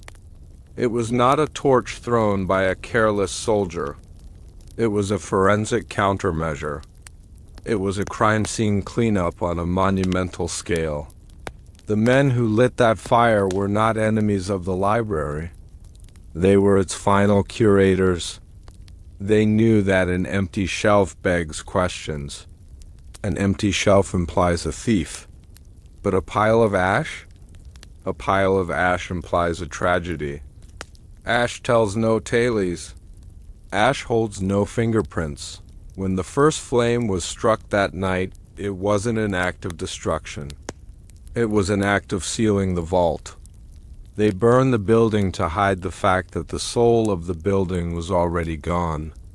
They gave the world a funeral so we wouldn't go looking for the body. And for 2,000 years we have wept over the ashes, never realizing that we were crying over a decoy. This is the truth the king buried ... Now, let the shock of the conspiracy settle. Let the anger fade into the background. Let us turn back the pages of the years. The ships have vanished into the fog. The harbor is silent. We turn our gaze back to the great stone structure of the library itself. The night is cool. The air is still. There is a specific kind of silence that falls over a place just before it ceases to exist. It is a heavy, expectant silence. The stone walls are breathing out the heat of the day. The smell of the air is changing. It is no longer the scent of the sea. It is the scent of dry timber, of resin, of sulfur. We are standing in the great hall. It is dark, lit only by the faint moonlight spilling through the high windows. The shadows are long. The dust motes hang suspended in the air, waiting. Before the match is struck, we must witness the preparation. A fire does not burn perfectly by accident. A building made of stone and marble does not collapse unless it is helped walk through the aisles with the cleaners. These are the men left behind by the silent ones. They are not scholars. They are engineers of destruction. Look at the shelves. They look full, don't they? But look closer. The precious scrolls, the maps, the star charts, the medical texts are gone. In their place, the shelves have been stuffed with fuel. They have stacked bundles of dry reeds. They have loaded old tax records that were slated for destruction. They have filled the hexagonal cubbies with straw and linen. Soaked in lamp oil. They are building a pyre disguised as a library. Watch the hands of the cleaners. They move with calm precision. There is no shaking. They are dipping brushes into buckets of pitch-black, sticky, flammable tar and painting the wooden supports of the roof. Slap. Slap. Slap. The sound of the brush against the wood is rhythmic. It is the sound of preparing a bed for the fire. They are creating a chimney effect. They are opening the air vents at the bottom of the walls and opening the skylights at the top. They understand the physics of heat. They know that to incinerate everything completely, to leave no scrap of paper unburned, the fire must breathe. It is a dark art. this preparation. It is the architecture of erasure. The smell of the pitch is strong. It is an earthy, pungent smell. It fills your nose. It creates a drowsiness, a heavy feeling in the head. The stage is set. The actors are in place. The audience, the sleeping city, is unaware that the curtain is about to fall. The moment has come. Move to the center of the rotunda. A single figure stands there. He holds a small clay pot in his hand. Inside the pot is a coal, glowing with a dull red heat. He is not angry. He is not sad. He is simply the final mechanism in the clockwork of the plan. He kneels down. At the base of the central pillar there is a pile of oil-soaked rags. Watch the coal fall. It moves in slow motion. A red streak in the darkness. It hits the rags. Whoosh. It is not a loud sound. It is a soft intake of breath. The fire wakes up. First, it is just a small tongue of yellow light. It licks the wood. It tastes the oil. It is almost gentle, like a living thing stretching its limbs. The light flickers on the marble columns. It dances on the ceiling. For a moment, it is beautiful. A single candle in a cavern, but the fire is hungry. It finds the trail of pitch. It finds the dry straw. The yellow turns to orange. The orange turns to red. The red turns to white. The heat begins to radiate. You can feel it on your face. It is a dry, comfortable warmth, like standing in front of a grand fireplace on a winter night. The shadow of the arsonist stretches long across the floor, then vanishes as he turns and walks calmly toward the exit. He does not run.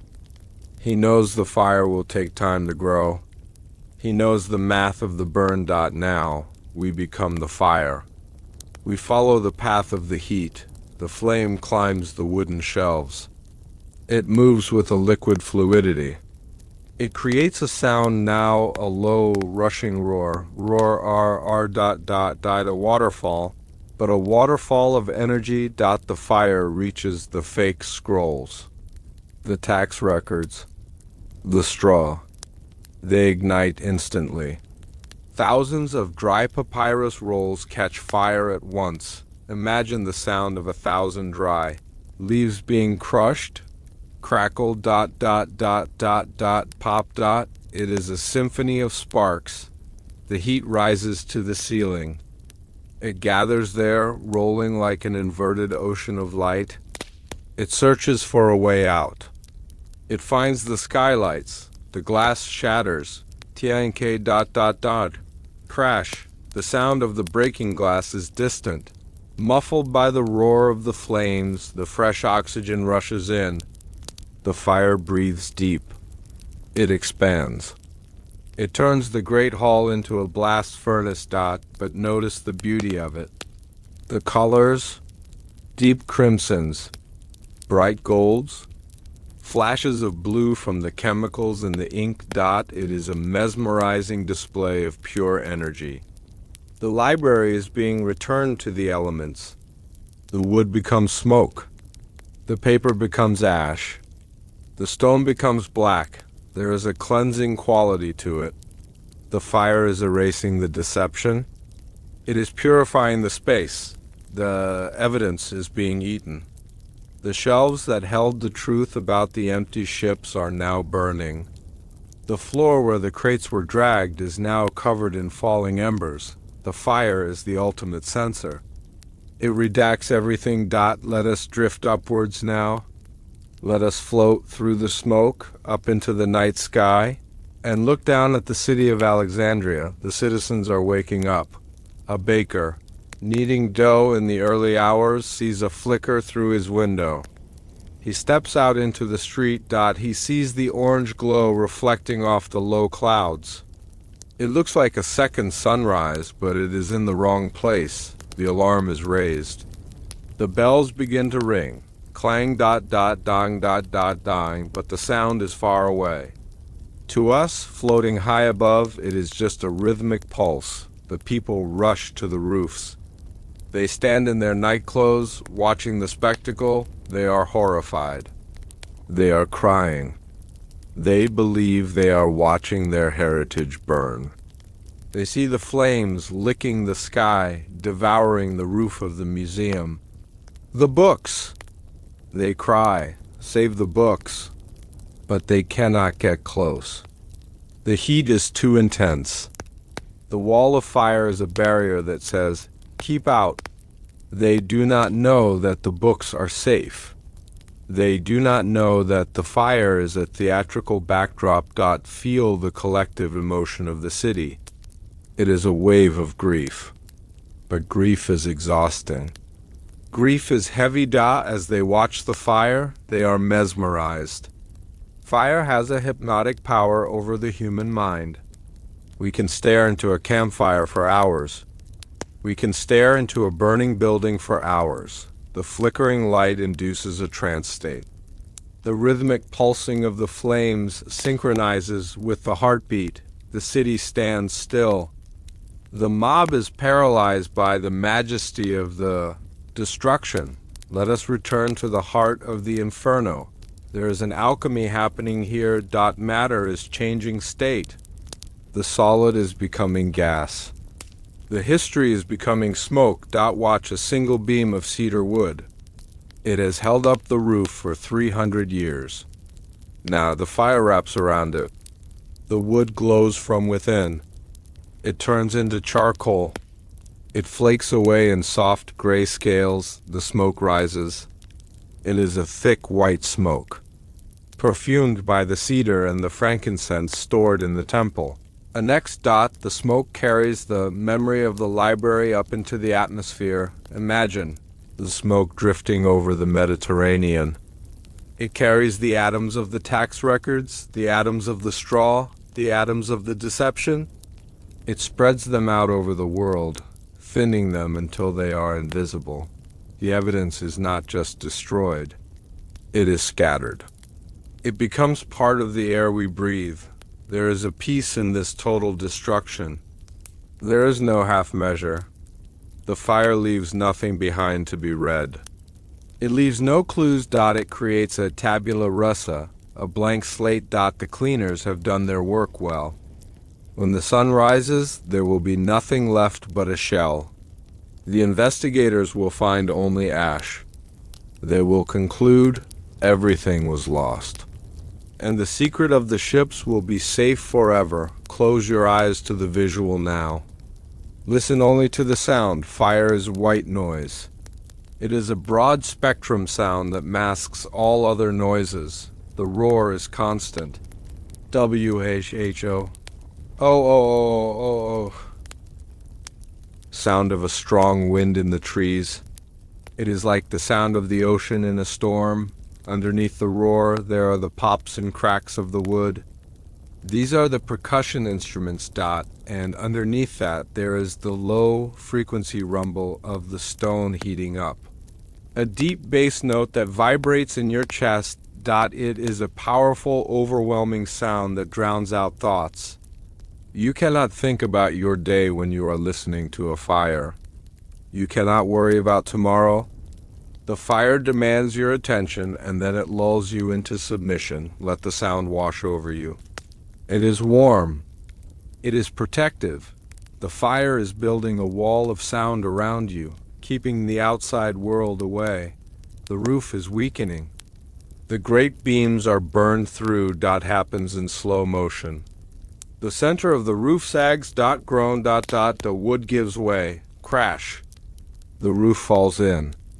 A massive plume of sparks shoots up into the night sky, mingling with the stars. It is a release of tension. The building has finally let go. The walls stand alone now, silhouetted against the orange core. The fire begins to settle. It has eaten its fill. The roar quiets down to a crackle. The flames lower. The violent energy is gone. Now there's only the glow. The entire footprint of the library is a bed of glowing coals. It pulses with a deep red light. It looks like the heartbeat of the earth. This is the smoldering phase. It is the most peaceful phase. The heat is steady. The light is soft. The danger is over. The secret is sealed. The night is turning toward dawn. The fire is dying down. The cleaners are long gone, miles away in the desert, or perhaps boarding the last boat. The city is exhausted. The people have gone back to their beds, heavy with the news of the lost. The library is quiet. Wisps of smoke curl up from the ruins. They look like ghosts dancing on the graves of the books, but you know the truth. You know that the graves are empty. There is a strange satisfaction in knowing this. You are in on the conspiracy. While the world mourns the loss of knowledge, you can smile in the dark. You know that the knowledge is safe in the black ships. Sailing under the stars, the fire was just a curtain closing on one act of history. So the next act could begin in secret. The destruction was a form of protection. As the embers cool, a new reality sets in. The world wakes up to the dark ages. The light of Alexandria is gone. The lighthouse is just a stone tower now. Its symbolic partner, the library, destroyed. The connection to the ancients is severe. We will forget how to read the hieroglyphs. We will forget the shape of the earth. We will forget the steam engine. But the ember of truth remains. It is hidden in the pocket of a robe. It is hidden in a crate in a damp cellar. The fire could not burn the idea. Now imagine you are sitting near the ruins. The air is still warm from the heat of the stones. It is a comforting warmth. It pushes away the chill of the night. The red glow of the coals is fading to gray. Your eyes are heavy. The spectacle is over. The excitement has drained away, leaving a heavy, pleasant fatigue. You are watching the last spark die out. Blink. And gone, the darkness returns. But it is a friendly darkness. It is the darkness of a secret kept safe. The king buried the truth, but he didn't destroy it. Let your mind drift into the smoke. Let yourself float away from the ruins. You are safe. The evidence is gone. No one is looking for you. No one is asking questions. The slate is clean. You can rest. The fire has burned away the worry. There is only silence now. Silence and ash. Sleep. The history books call it the Dark Ages. They describe it as a time when humanity simply forgot. They tell us that after the fall of Rome, the collective IQ of the human race dropped, that we lost the ability to make concrete, the ability to chart the stars, and the ability to heal the body. They paint it as a clumsy accident of history, a 1,000-year nap where we stumbled through the mud in ignorance. But this is the cover story. The Dark Ages were not an accident. They were an installation. They were an artificial ceiling placed over the mind of humanity. You do not just forget how to build aqueducts. You do not forget that the earth is round. That knowledge was systematically confiscated. The lights didn't just go out. Someone cut the power lines. The era that followed the burning of Alexandria was a quarantine. It was a managed decline designed to reset the board, to break the spirit of the population so that a new structure of control could be built on top of the ruins. We didn't fall into darkness. We were pushed. And the people who did the pushing were the same ones holding the flashlights, watching us crawl from the shadows. This is the truth the king buried. Now, let the anger of that realization release. Let it float away like smoke in a cold wind. Let us turn back the pages of the years. But this time the pages are damp. They are stained with mud and rain. The golden light of the Egyptian sun is gone. The bright blue of the Mediterranean has faded into a dull iron gray. We are moving north. We are moving into the mist. The air is cold and smells of wet wool, wood smoke, and damp earth. The marble cities are crumbling. The great roads are overgrown with grass. Silence has fallen over the world. A heavy, suffocating silence. We are entering the long winter of the human mind. Pull the blanket up. Close your eyes against the gray. Listen to the sound of the rain falling on a thatched roof. Pat dot dot, pat dot dot dot dot. Imagine waking up one morning to find that the internet has vanished. Not just for you, but for everyone. The libraries are empty. The hard drives are wiped. The experts are gone. How long would it take for society to collapse? A week? A month? Now stretch that collapse over a century. That is the feeling of the early Dark Ages. It was a slow-motion trauma. The citizens of the Roman Empire watched their world shrink.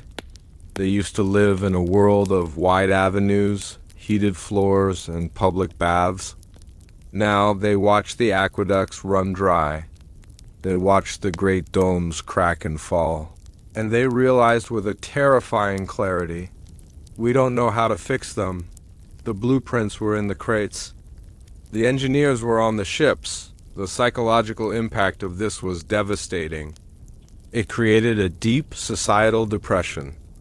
Imagine looking at the ruins of your grandfather's house and realizing he was a giant and you are a dwarf. He could build mountains. You can barely build a hut. This is the atmosphere we are stepping into tonight. It is a mood of melancholic nostalgia. The people walked through the skeletons of the old world like ghosts. They touched the smooth stones of the Colosseums and whispered, "Who built this?" They began to believe the ancients were magicians or gods. Because they could no longer understand the science. Science became magic. Engineering became miracle. And in that confusion, the control was established. If you cannot explain the thunder, you will obey the man who claims he can stop it. Let us focus on a single, tangible detail. The stone dot in the time of the library, the Romans possessed the secret of marine concrete. It was a mixture of volcanic ash and lime that actually got stronger when it touched seawater. It was a chemical masterpiece. It is why the Pantheon still stands today, but after the theft, the recipe vanished. For 1,000 years, builders tried to mix mortar. They used mud. They used straw. They used egg whites. But the walls crumbled. The towers fell. Imagine the frustration of a master mason in the year 600 AD. He stands before a Roman wall. He scratches it with his iron chisel. The chisel dulls. The wall is harder than rock. He looks at his own wall, built yesterday. It is already cracking. He weeps. He feels that God has abandoned him. He doesn't know that the chemical formula for the ash mixture is sitting in a scroll, rolled up in a waterproof tube, hidden in a crypt beneath a monastery only 50 miles away. The knowledge is close. It is physically close, but it is separated by a wall of secrecy that is harder than the concrete itself.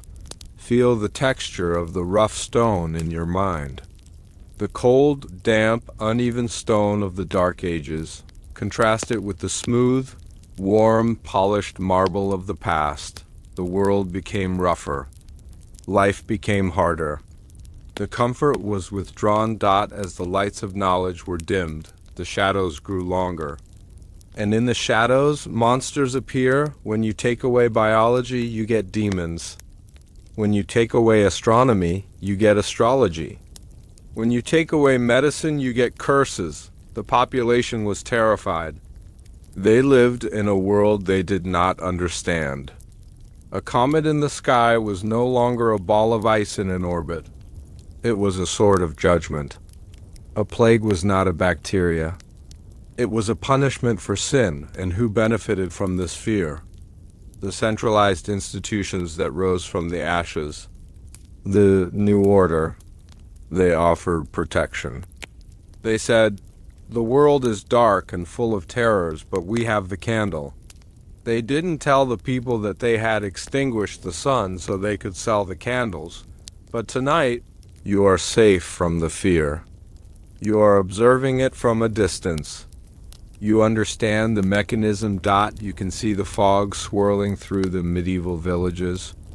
You can see the people barring their doors at night, afraid of the night air. You can hear the chanting from the abbeys. It is a hypnotic, low-frequency sound. Gregorian chants, let that sound enter your mind. It is beautiful, but it is also heavy. It is the sound of submission. It is the sound of a humanity that has stopped asking how and started asking why me. There's a stark contrast in this era.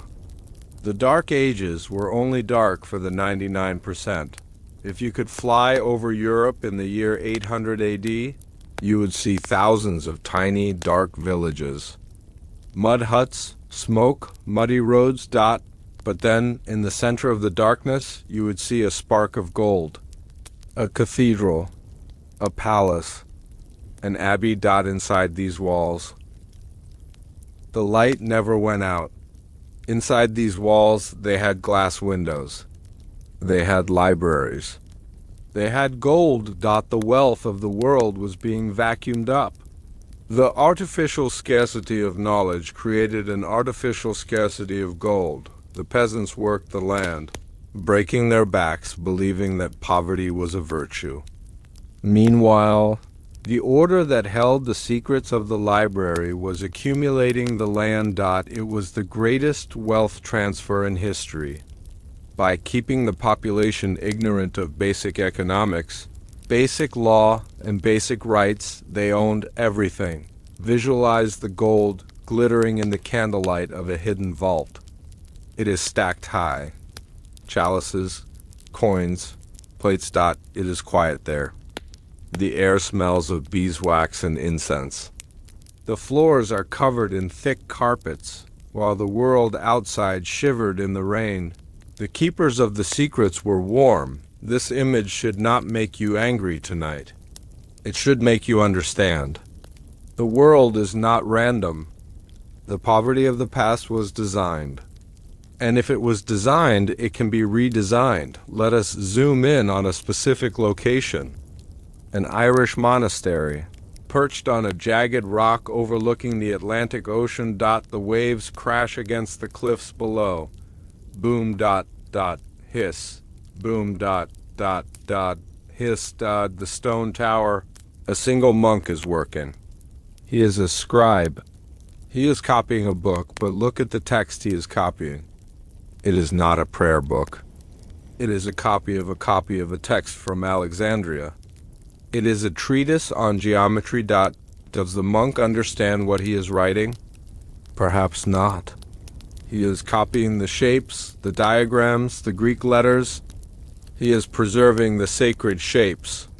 He is a human photocopier. He works by the light of a single tallow candle. His hand cramps.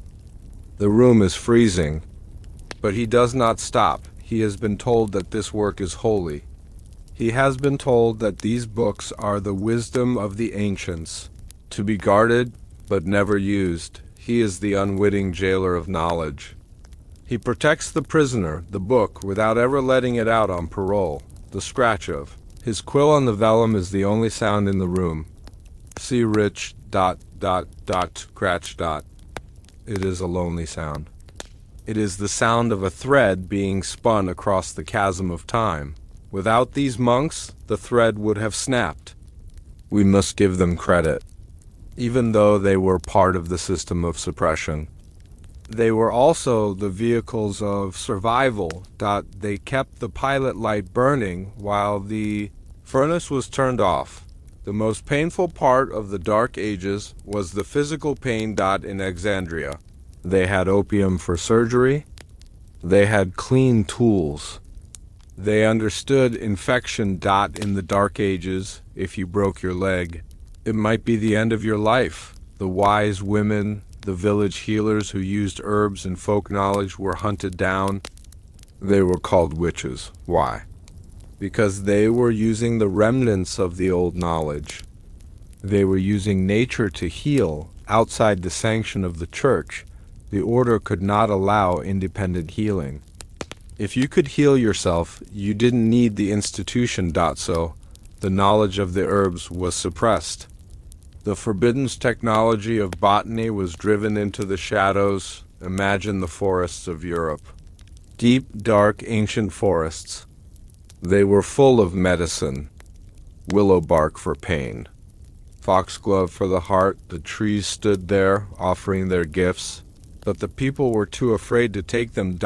It was a tragedy of disconnection. The cure was right there, growing in the ground. But the mind had been walled off from seeing it. But not everyone obeyed the silence.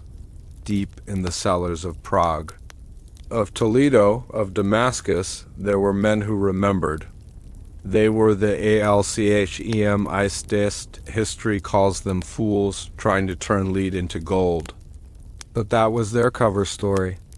If you tell the king you are making him gold, he will fund your lab. In reality, they were trying to recover the lost sciences. Turning lead into gold was a metaphor. It meant turning the lid of the ignorant mind into the gold of the enlightened spirit. It meant turning the base matter of the Dark Ages back into the Golden Age of Alexandria. They spoke in codes. They wrote in symbols. The green lion, the red king, the white queen, these were not fairy tales. They were chemical formulas. They were instructions on how to refine substances, how to create acids, how to distill alcohol, the spirit of wine. Imagine an alchemist's lab at midnight. Glass beakers bubbling, strange colored flames, the smell of sulfur and mercury. These men were the hackers of the medieval world. They were trying to crack the firewall that had been put up around human knowledge. They worked in fear. One wrong word, one explosion, and the inquisitors would come knocking. But they kept the spark alive. They were the bridge between the Library of Alexandria and the laboratory of Isaac Newton. The Dark Ages did not end in a day. It was a slow sunrise. It took 1,000 years for the grip to loosen. 1,000 years of mud. 1,000 years of rain. As you lie here tonight, feel the weight of that time. 10 centuries. 40 generations of humans who lived and died without knowing the truth about their past. They were born in the fog, and they died in the fog, but you are the beneficiary of the lifting of that fog. Where the sun went. You know where the books are. The artificial Dark Ages proves one thing: the human spirit is incredibly resilient. You can blind it, you can suppress it, you can lie to it for a millennium, but you cannot kill its curiosity. The pressure builds. The water eventually breaks the dam. The Renaissance, the rebirth, was inevitable. The seeds that were hidden in the black ships eventually had to sprout. The night is deep now. The candle in the monk's tower has burned down to a stub. The alchemist has banked his fire. The rain over Europe is stopping. The clouds are breaking. We have survived the winter of history. We have walked through the mud and the silence. We have seen the machinery of the great forgetting, but the story isn't over. Because as the grip of the church and the kings began to weaken, as the Dark Ages began to fade, the order had to change tactics. They couldn't keep the books hidden forever. So they decided to do something else. If they couldn't hide the truth, they would hide it in plain sight. They would release the information, but they would twist it. They would give us the map, but change the names of the continents. They prepared for the next phase, the age of disinformation. But for tonight, the struggle is paused. The damp, gray world of the Dark Ages is fading from your mind. You are returning to the warmth of your own bed. You are not in a cold stone hut. You are safe. You are warm. You are knowledgeable. Let the sound of the rain become a lullaby. It washes away the heavy history. It cleans the slate. You are the keeper of the memory. You know that the darkness was artificial, which means the light is your natural state. Rest in that light. The archives are waiting for you in your dreams. The lost scrolls are unrolling in your subconscious. Drift away from the crumbling walls. Drift away from the fear. Sleep now. The long night is over. They say that all roads lead to Rome, but they never tell you what traveled on those roads. We are taught that Rome conquered the world with the gladius and the shield, that their empire was built on the discipline of their legions. But an empire cannot last 1,000 years on muscle alone. Muscle eventually grows tired. Steel eventually rusts. To rule the world for a millennium, you do not need the strongest army. You need the deepest library. The greatest transfer of wealth in human history was not gold or silver or slaves. It was the physical movement of the forbidden knowledge from the delta of the Nile to the banks of the Tiber. The black ships that vanished from Alexandria did not sail into the abyss. They sailed to the new headquarters. The Vatican Secret Archives are not just a collection of papal letters. They are the second life of the Library of Alexandria. The knowledge wasn't destroyed. It was simply moved to a new landlord. Rome didn't just inherit the world. It stole the instruction manual. And the route they took to get there is a map of the conspiracy itself, a line drawn in water that sealed the fate of the Western world. This is the truth the king buried. Now let the tension of the revelation subside. Let the anger at the theft dissolve into the vast gray expanse of the sea. Let us turn back the pages of the years. The fire in Alexandria is just a glow on the southern horizon now. The screams of the city have faded. We are alone on the water. The light is dim, illuminated only by the tapestry of stars above. The air is cool and heavy with the scent of salt spray and wet canvas. We are no longer standing on the solid earth. We are drifting. We are following the wake of the phantom fleet as it cuts through the Mediterranean night. Settle into the rhythm of the waves. Rise and fall, rise and fall. The journey is long.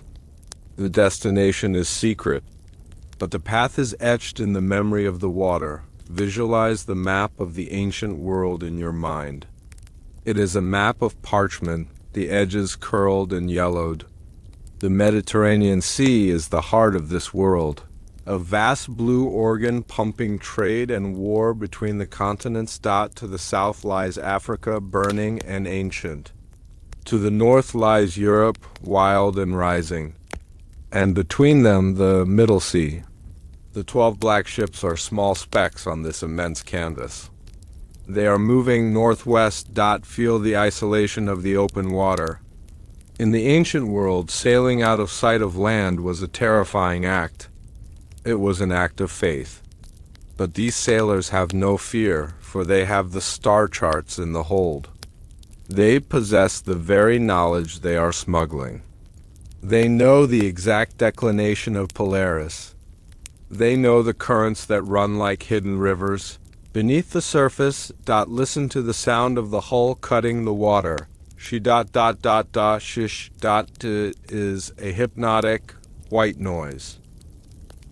Sound. It is the sound of erasure. With every mile they sail, the connection to Egypt stretches and thins. They are severing the umbilical cord of civilization. The sailors on deck do not speak. They lean against the rails, watching the phosphorescence in the water. Glowing green trails of algae churned up by the oars. It creates a dreamlike atmosphere. A ship of shadows floating on a sea of light. They are carrying the past into the future. The crates in the hold are heavy, acting as ballast.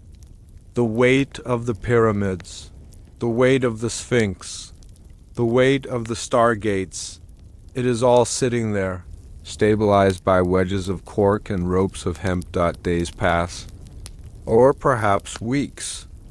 Time on the ocean is fluid. It dissolves. On the starboard side, a dark shape rises from the mist. It is the island of Crete. The ships do not stop. They hug the coast, using the shadow of the mountains to hide their silhouette from patrol boats. Crete, the home of the Minotaur. The home of the labyrinth. It is fitting that they pass here. The labyrinth was a maze designed to hide a monster. The library is a maze designed to hide the truth. The keepers on the ships look at the island and nod. They understand the symbolism. They are the architects of the new labyrinth. The wind picks up as they round the western tip of the island. The sails snap tight. The canvas is dark, dyed with bark and iron oxide to blend with the night. Feel the power of the wind. It is an invisible hand pushing them toward their destiny. It is not a gentle breeze. It is a driving force. History is being propelled forward. The ship groans. The wood flexes. You are safe inside the hold, curled up on a bundle of silk. You feel the tilt of the floor. You hear the water rushing past the wood, inches from your head. It is a womb-like sensation. You are enclosed. You are moving. You are suspended between the old world and the new. They leave the islands behind. They enter the deep water of the Ionian Sea. Here, the water is a dark, bruise-colored purple. The depth is unfathomable. Underneath the keel of the ship, there are mountains and valleys that no human eye has ever seen. The abyss. This part of the journey is the most quiet. There are no birds. There are no other ships. Just the circle of the horizon, unbroken and gray. It creates a trance state in the crew. The rhythm of the oars becomes the heartbeat of the ship. Row, creek, row, creek. It is a meditation. The captain stands at the helm. He is looking for the guide star. He is steering toward the boot of Italy. Why Italy? Why Rome? Because Rome is the Iron Kingdom. Egypt was gold, spiritual, soft, ancient. Rome is iron, hard, martial, structured. To protect the knowledge for the next age, the Iron Age. It had to be encased in armor. It needed a fortress, not a temple. The transfer was necessary. The softness of the Nile could not survive the coming storms. The hardness of the Tiber was required. So they sail on. Across the deep purple water, carrying the ghost of gold to the land of iron. The horizon changes. Land appears on both sides. They are approaching the Straits of Messina, the narrow gap between Sicily and the mainland of Italy. In mythology, this is the home of Scylla and Charybdis, the monster and the whirlpool. It is a place of dangerous currents. The water boils here, swirling in unpredictable eddies. The ships must form a single line. They must tread carefully. This represents the danger of the transition. The bottleneck of history. If the ships sink here, the knowledge is lost. The chain is broken. Watch the skill of the helmsman. He fights the wheel, the muscles in his back tense. He reads the water like a book. He sees the swirl before it forms. The ship lurches. Lean left. Lean right. It is a rocking motion like a cradle being pushed by a giant hand. The spray flies over the bow. It is cold. It wakes you up for a moment, sharp and bracing, before the ship settles back into the calm water beyond the straits. They have made it through. They have passed the test. They are now in the Tyrrhenian Sea, the home waters of Rome. The smell of the air changes again. Gone is the pure salt of the open ocean. Now there is an earthy, muddy scent mixed in. It is the smell of silt. It is the smell of a continent draining into the sea. They are approaching. Ostia, the mouth of the Tiber River. Ostia is the lung of Rome. It is where the grain arrives. It is where the slaves arrive. It is a chaotic, noisy, dirty port city, but the black ships do not arrive at noon. They arrive at the Wolf's hour, 3 a.m. The port is asleep. The cranes are still. The warehouses are locked. The ships glide past the lighthouse of Ostia. They do not dock at the main wharves. They do not drop anchor. They do something that ocean-going galleys rarely do. They drop their masts. They unship their long oars. They are transforming. They are becoming riverboats. The Tiber is shallow. It is winding. It is treacherous. The crews bring out long poles. Punting poles. They begin to push the heavy ships against the current. Thunk. Push. Thunk. Push. The sound changes. It is no longer the swish of the sea. It is the grind of the river. They are entering the vein of the beast. They are injecting the virus of knowledge directly into the bloodstream of the empire. The journey up the Tiber is slow. Agonizingly slow. It is a trudge. The river winds like a snake through the marshes. The mosquitoes swarm. The fog hangs low over the water, obscuring the banks. To the left and right, you can see the shapes of cypress trees. Tall, dark fingers pointing at the sky. They are the sentinels of the dead. The ships move at the speed of a walking man. Imagine the effort. Pushing tons of bronze and stone. Against the flow of the river. It represents the struggle of secret wisdom against the mainstream current. The river wants to push them back out to sea. The river wants to reject the foreign object, but the will of the order is stronger than the current. They push on. Mile after mile. Bend after bend, the landscape begins to change. The marshes give way to farms. The farms give way to villas. The villas give way to tenements. They are approaching the city. You can feel the hum of Rome before you see it. Even asleep, a city of 1 million people creates a vibration. A low-frequency thrum that resonates in the ground. The ships are heavy with the secrets of the world, creeping into the sleeping bedroom of the master. Dawn is threatening to break. The sky is turning a pale, sickly gray, and then, around the final bend, it appears. Rome. But not the Rome of white marble statues. This is the industrial underbelly of Rome, the brick factories, the tanneries. The slums of the Trastevere. The ships steer toward the western bank, toward the Vatican Hill. In ancient times, the Vaticanus was a marshy area on the wrong side of the river. It was a cemetery, a place of omens. It is perfect. The ships run aground on the mud. Crunch. They have arrived. There are no trumpets.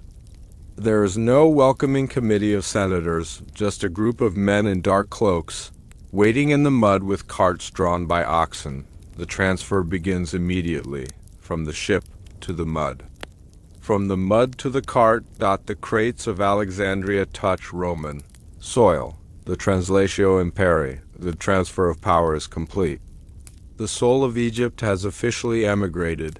Where do you hide the most dangerous books in the world? You don't put them in a library. A library is for reading. You put them in a tomb. The Vatican Hill was a necropolis. A city of the dead. The carts rumble over the cobblestones. They move past the tombs of the wealthy, past the markers of the poor. They stop at a nondescript mausoleum. The heavy stone door is pushed open, but inside there is no body. There's a staircase. Down into the tough rock.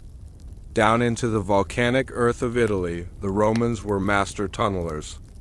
They had carved out vast networks beneath the hill, catacombs. The crates are carried down. The air here is cool and dry. It smells of earth and saltpeter. This is the womb of the Vatican Secret Archives. Long before the church built St. Peter's Basilica on top of this hill, the foundation was being laid, and the foundation was knowledge. They stacked the crates in the dark niches meant for urns. They hide the science among the ashes of the dead. It is the ultimate camouflage. No one robs a grave looking for a star chart. The torches flicker in the draft. The shadows dance on the walls. The keepers speak in whispers. They catalog the arrival. The geometry of Euclid checked. The maps of Piri Reis checked. They are filing the world away. Fast forward the mental image. Watch the years pass in seconds. Over this humble tomb, a structure begins to rise. First, a small shrine. Then a church. Then a basilica. Then a palace. The Vatican grows upward like a plant. But the roots are deep. The architecture of the Vatican is designed to be a fortress. The thick walls, the Swiss Guard, the secrecy. It is all built to protect the shipment that arrived on. That foggy morning in the first century. Think about the geography of the Vatican today. It is a sovereign state. It is its own country. It has its own laws. Why? To ensure that no secular government, no king of Italy, no president, no emperor can ever demand to see what is in the basement. The sovereignty is the lock on the door, the black. Ships didn't just bring books. They brought the seed of a new kind of empire, an empire of the mind. While the Roman Empire fell, and the barbarians sacked the city above, the library below remained untouched. The Visigoths didn't find it. Napoleon took some, but he didn't find it all. The Nazis looked for it, but they were denied.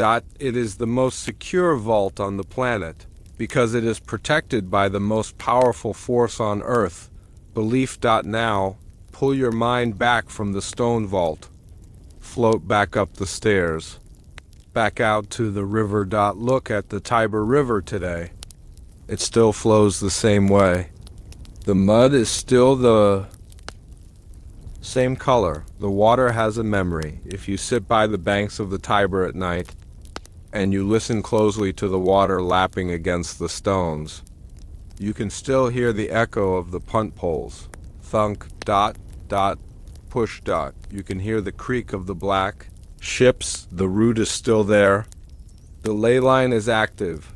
The connection between the pyramids and St. Peter's is an invisible wire that carries the current of history. We traced the route tonight. We followed the breadcrumbs. We saw the open sea. We saw the straits. We saw the river. We understand now that the location of the Vatican is not an accident of religion. It is a geographical necessity of the conspiracy. It was the nearest, safest, strongest vault for the stolen cargo of Alexandria. Why does this story help you sleep? Because it creates a sense of permanence. We live in a world that feels flimsy. Digital data can be deleted. Buildings are made of glass and steel. Everything feels temporary, but this story is about stone. It is about heavy oak crates. It is about underground tunnels that have lasted for 2,000 years. It grounds you. Feel the weight of Rome in your mind. The heavy stones. The thick walls. It is a heavy blanket for your consciousness. You are not floating in a void. You are anchored to history. The secrets are not lost. They are just heavy. And they are resting, but as the crates were being stacked in the necropolis, there was one crate that was different. It was not made of wood. It was made of a strange, dull metal that did not reflect the torchlight. The keepers did not know what was inside. The manifest simply said, the antediluvian map. They placed it in the deepest part of the catacomb. They built a wall in front of it. They sealed it with mortar. They were afraid of it. For 2,000 years, that wall has not been opened. The popes walk over it every day, unaware of what vibrates beneath their feet. The road to Rome was just the delivery mechanism. The real story is what is still waiting to be unpacked. What map did they fear so much that they bricked it up? What land does it show? The questions can wait. The journey is over. The ships are rotting in the mud. Long since, reclaimed by the earth. The sailors have turned to dust, but the river flows on. Let your breathing match the flow of the Tiber. Slow, murky, heavy. Inhale. Like the tide coming in. Exhale. Like the river flowing out, you are drifting on the barge of sleep. You are being carried toward the ocean of dreams. The cargo is safe. The vault is locked. The history is buried. You don't need to guard it. You just need to drift. Follow the water. Follow the dark, quiet water into the night. The road to Rome ends here. In the quiet of your own mind. Sleep. There is a city within a city. And within that city there is a vault. And within that vault, there is a lie that has shaped your entire reality. We are told that the Vatican Secret Archives are merely a private collection of papal correspondence, a bureaucratic storage room for the Church's laundry. They tell us there are 53 miles of shelving, and they invite scholars to look at the safe, sanitized sections. But this is the greatest sleight of hand in human history. The secret archives, the Archivum Secretum, were not built to store the letters of popes. They were built to act as the containment facility for the cargo of the black ships. The Library of Alexandria did not die. It was imprisoned. Deep beneath the Cortile del Belvedere, far below the reach of tourists and sunlight, lie the closed sections. Here, the history of the human race is sitting in the dark, waiting for a parole hearing that will never come. The maps of the pre-Ice Age world are here. The true lineage of kings is here. The technology that built the megaliths is here. It is not lost. It is withheld. We are living in a reality that has been edited, redacted, and curated by men who believe that the truth is too dangerous for the common mind. You are not just forgetting your past. You are being actively denied it. This is the truth the king buried. Now, let the indignation fade. Let the pulse slow down. We are no longer fighting the conspiracy. We are infiltrating it. But we move as ghosts, silent and invisible. Let us turn back the pages of the years. Or rather, let us turn the heavy iron key in the lock. The light is dim, the chamber is quiet, and the air here is different. It does not smell of the city outside, the exhaust and the coffee of modern Rome. It smells of ozone, of ancient dust, of leather binding, and of stone that has not seen the sun in 1,000 years. We are walking across the polished marble floor of the entrance hall.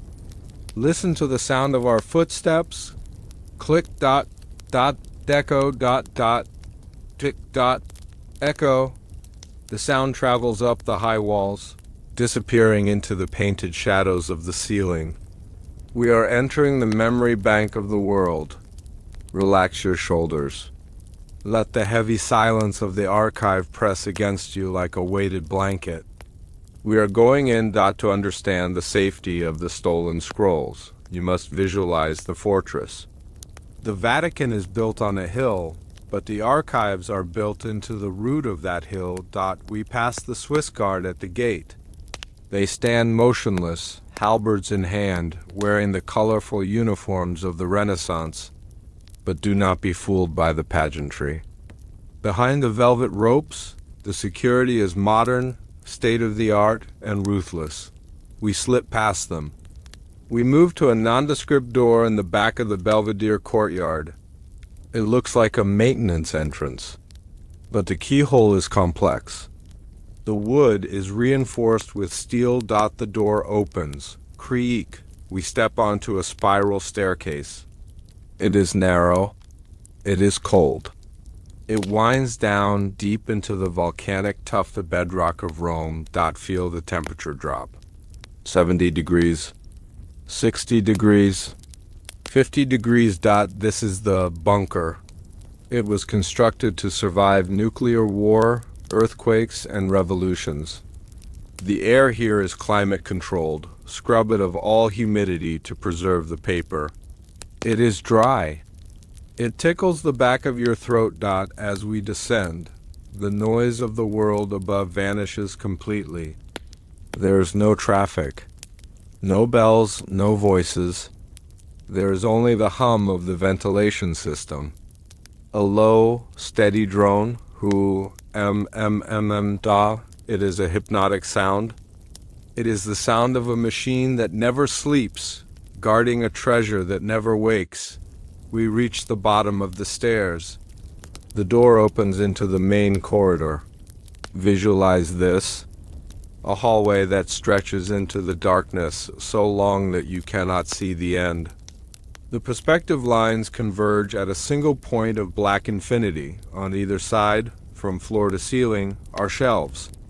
Steel shelves, and on the shelves are the basta. The bundles. Millions of red ribbons. Millions of parchment scrolls. Millions of leather-bound FOL. This is the 53 miles. If you laid these shelves end to end, they would stretch from Rome to the sea. Walking down this corridor is like walking through a frozen ocean of time. Every piece of paper here represents a life, a decision, a secret. The sheer scale of it is overwhelming. It makes your own life feel small, quiet, insignificant. And that is a comforting feeling for sleep. You are just a speck of dust floating in the cathedral of history. Let us walk down the aisle. The lights are motion activated. They flicker on ahead of us, click, click, click, illuminating the dust motes dancing in the air. And they flicker off behind us, plunging the past back into darkness. We are walking in a bubble of light through a tunnel of shadow. The smell is intoxicating. It is the smell of decaying lignin, the chemical in wood pulp that breaks down over centuries. It smells like vanilla and almonds. It is a sweet, drowsy scent. Breathe it in. It is the perfume of the past. We walk for what feels like hours. We pass the sections labeled for the Inquisition. We pass the letters of King Henry VIII. We pass the trial records of Galileo. But we do not stop there. Those are the known secrets. We are looking for the unknown. We reach a section where the floor changes from tile to rougher stone. The shelving changes from modern steel to old, dark oak. There is a gate here. A heavy iron lattice, black and cold to the touch. A sign in Latin hangs from the lock. Prohibitum absolutum, absolutely forbidden. This is the Alexandria. Wing. This is where the crates from the black ships were unpacked. We pass through the gate like smoke. The atmosphere here is heavier. The air is older. The books here are not bound in the standard Vatican red. They are scrolls. They are encased in tubes of bronze and cylinders of cedar wood. They look alien compared to the European books. They are stacked in hexagonal pigeonholes, recreating the geometry of the original library in Egypt. Run your hand along the wood of the shelves. It is smooth, polished by the hands of generations of silent archivists. Here lies the physics of the ancients. Here lies the geographia. The silence here is profound. It is a silence that demands respect. It is the silence of a tomb, but the body inside is not dead, is in suspended animation. Let us pull a scroll from the shelf. Just one. The label is handwritten in faded ink. De Re Metallic Antiqua. On ancient metals closing parenthesis. We unroll it on a reading table. The parchment is brittle. The ink is black, made from soot and gum arabic. The diagrams show furnaces that burn without wood. They show metals that are transparent like glass. They show the structural composition of the vimanas, the flying machines described in the Vedic texts. This scroll proves that aviation is not a 20th century invention. It is a rediscovery. We roll it back up. We put it back. We pull another. A map. It depicts the world. But there is no ice on Antarctica. It is shown as a lush continent with rivers and mountain ranges. The coastline is accurate to modern satellite data. How? The map was drawn before the ice set in. It was drawn by a civilization that sailed the world. 12,000 years ago, the archivists call this the Piri race. Source material. By hiding this map, they maintain the timeline that civilization is young. They kept us believing we are the first. Feel the weight of that secret. It sits on the shelf, wrapped in dust, screaming silently at the darkness. We are not alone here. In the corner of the room, sitting at a small wooden desk, is a figure. He is the cardinal archivist. Or perhaps just a shade of one who used to be. He wears black robes. He is reading by the light of a green-shaded lamp. He does not look up. He knows his duty. He is the jailer. His job is not to organize the books. His job is to ensure they never leave this room. He represents the institutional memory. He is the living chain that connects the theft in the harbor to the present. They. Watch him turn a page. Swish. Crinkle. He moves with infinite slowness. He has all the time in the world. He is calm. He is not burdened by the guilt of the secret. He is sustained by the power of it. He believes he is protecting the world from itself. There is a peace in his focused attention. He is a monk of the lie. Watching him is hypnotic. The way his hand moves, the way the dust settles on his shoulders. He is a statue of flesh and blood, frozen in service to the silence. Let us focus on the microscopic details of this place. Look at the dust. In the Vatican Archives, dust is not dirt. It is skin, it is paper. It is history. A beam of light cuts through the darkness. You can see the particles floating in it. They move in slow, Brownian motion. Up. Down. Swirl. Each particle is a fragment of the past. Listen to the silence. It is not empty. It has a texture. It presses against your ears like water deep in the ocean. It is a resonant silence. If you were to whisper here, the sound would carry for a mile. The temperature is constant. It never changes. Seasons do not exist here. Day and night do not exist here. There is only the archive. This consistency is perfect for sleep. Your body craves consistency. It craves a place where the variables are controlled. Imagine you are curling up in one of the aisles. You wrap yourself in a heavy velvet curtain. The smell of old paper surrounds you. The hum of the ventilation lulls you. You are safe here. You are hidden. No one can find you in the 53 miles of secrets. Why is it locked? Why the secrecy? As you drift deeper, consider the psychology of the vault. If you open the doors, you destroy the narrative. If the world found out that the Romans didn't invent plumbing but copied it, if the world found out that the Egyptians used electricity, if the world found out that Christianity was built on the foundations of older, star-worshipping cults. The structure of society would crack. The archive is the glue holding the current version of reality together. It is a heavy responsibility. The walls of this vault are bearing the load of our entire civilization's belief system. Feel that weight, but do not let it crush you. Let it ground you. You are not responsible for it. You are just a visitor. You can walk away. The cardinal cannot. He is trapped here. You are free. You are free to close your eyes and imagine the truths on the shelves, without having to guard them. We go deeper still. At the very back of the Alexandria wing, there is another door. A small bronze door. No handle. Only a keyhole shaped like a star. This is the secretum. The private collection of the popes. This is where they keep the artifacts, not the books. The things, the chronovisor, the device rumored to look into time. The spear of destiny. The menorah from the Temple of Jerusalem, stolen by Titus. We cannot enter this room.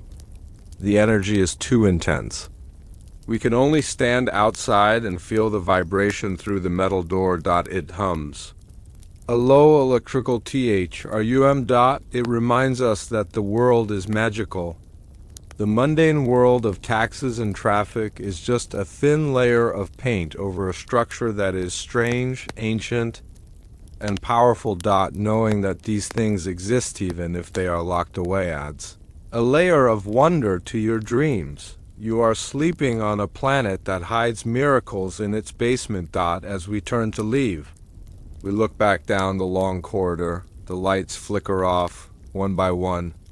The darkness reclaims the shelves. The crates from Alexandria are sleeping. They have been sleeping for 2,000 years, but sleep is not death. Sleep is preservation. By locking them away, the Vatican has inadvertently saved them. They didn't burn them. They didn't recycle the paper. They kept them safe from the wars, the floods, and the fires of the surface world. They are waiting. They are waiting for a time when we are ready. A time when the lock will be picked, not by a thief, but by a humanity that has grown up enough to handle the truth. Maybe that time is coming. Maybe the internet is the new key. But for tonight, they remain in the dark. We begin the long walk back to the surface, back up the aisle, past the millions of bundles. Your footsteps are softer now. You are walking on air. The smell of the old paper fades, replaced by the cleaner, cooler air of the stairwell. We climb the spiral stairs, up and around, up. And around. It is a slow ascent from the underworld. We reach the door. We step out into the Belvedere courtyard. It is night in Rome. The stars are out. The same stars that are mapped on the scrolls below. The air is fresh. The fountain is trickling nearby. Splash. Splash. You have returned from the depths. You have seen the forbidden place. And now you carry the secret in your own mind. You don't need a vault. You have your dreams. Let the image of the endless shelves fade. Let the face of the cardinal fade. Focus only on the feeling of the silence. The deep, protective, heavy silence of the archive. It wraps around you. It shields you. The truth is safe. You are safe. Drift into the quiet. Sleep. We are taught that human history is a linear progression, a slow climb from the mud to the stars. We are taught that the poles of the earth were the last places to be conquered, desolate frontiers that no human eye saw until the 19th century. We are told that Antarctica was discovered in 1820 by a Russian expedition. This is the timeline found in every textbook in every school. And it is a fabrication, deep within the restricted archives, rolled up in cylinders that have not seen the sun in 500 years, are maps that shatter this timeline. There are maps drawn in 1530, maps drawn in 1531, and maps even older, that depict the continent of Antarctica not as a block of ice, but as a habitable landmass. They show rivers where there are now glaciers. They show mountain ranges that we only discovered with ground-penetrating radar in 1958. How can a medieval sailor map a continent that hadn't been discovered yet?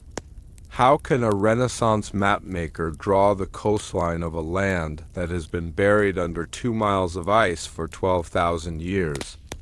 The answer is terrifying to the established order.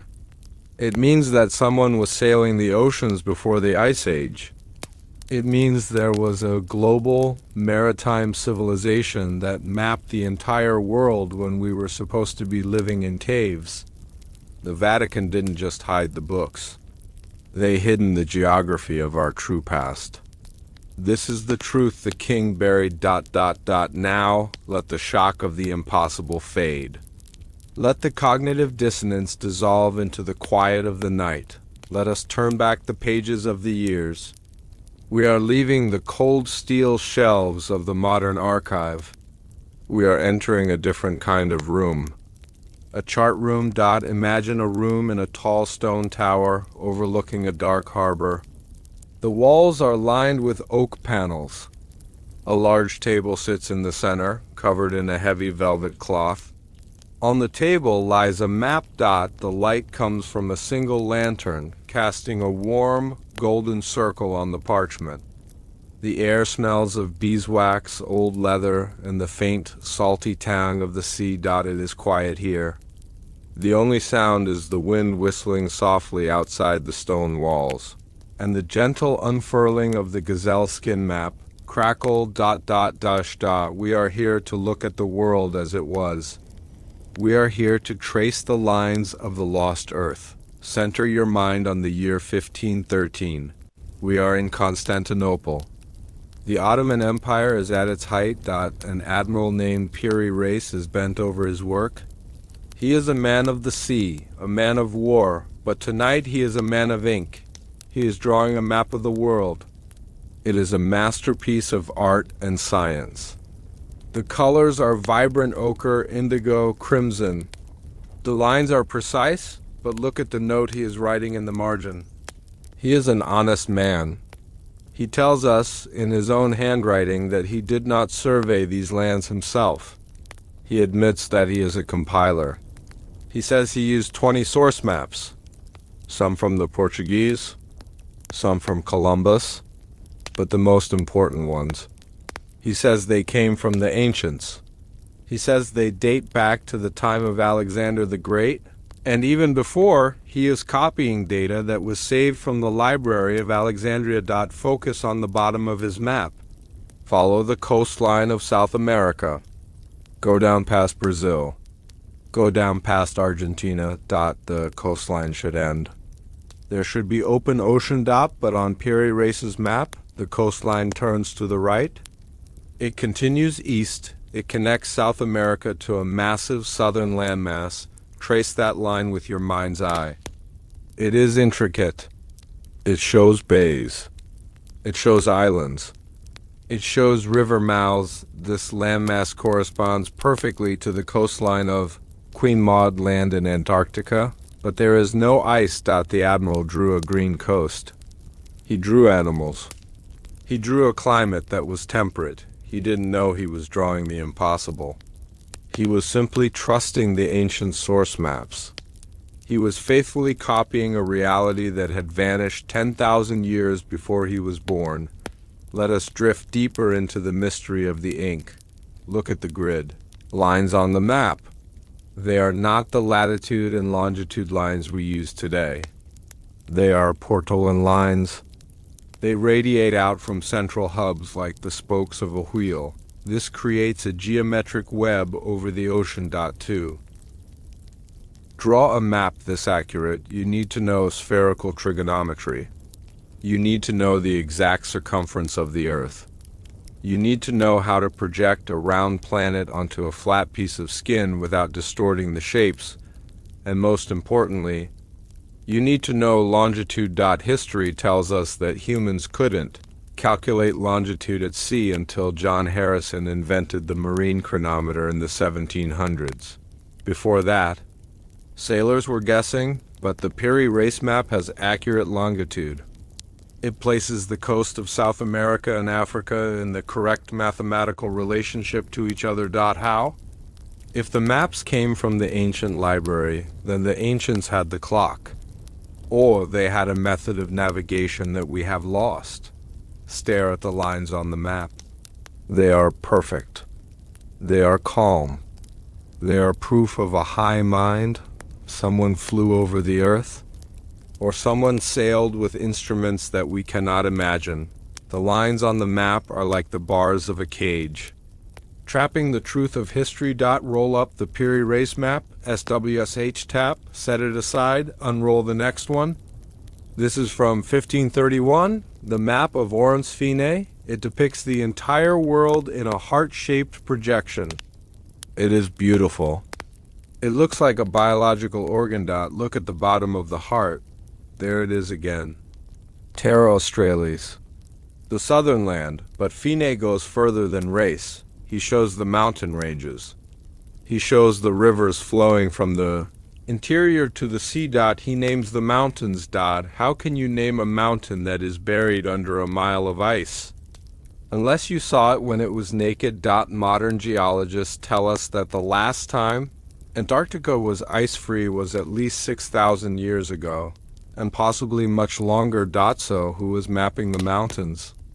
Imagine a ship sailing into the Ross Sea in the year 4000 BC. The air is crisp, but not freezing. There are forests of beech trees on the slopes. There are streams of fresh water running into the ocean. The surveyors stand on the deck. They use their strange instruments. They mark the peaks.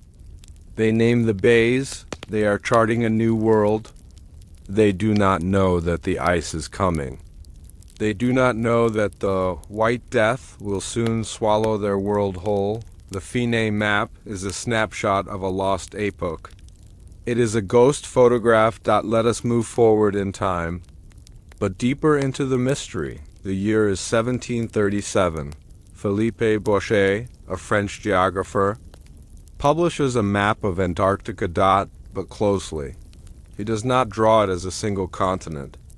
He draws it as two large islands separated by a narrow frozen sea. Why is this shocking? Because in 1958, during the International Geophysical Year, scientists used seismic sounding to look through the ice. They discovered that Boucher was right. If you melt all the ice on Antarctica, the land rebounds and the sea level rises, and it becomes an archipelago. Two main landmasses separated by a channel. Boucher drew the subglacial topography. He drew the land under the ice. There is no way, absolutely no way, in 18th century. Frenchmen could guess this. He had access to the Vatican archives. He had access to the source maps. He was looking at a map drawn by a civilization that saw the continent before the ice connected the islands. This map is the smoking gun. It proves that the source maps from Alexandria were based on high-tech surveys of the deep past. Pause for a moment. Stop looking at the geography and focus on the map itself, the object. Feel the texture of the vellum in your mind. It is smooth but with a slight grain. It is cool to the touch. Smell the ink.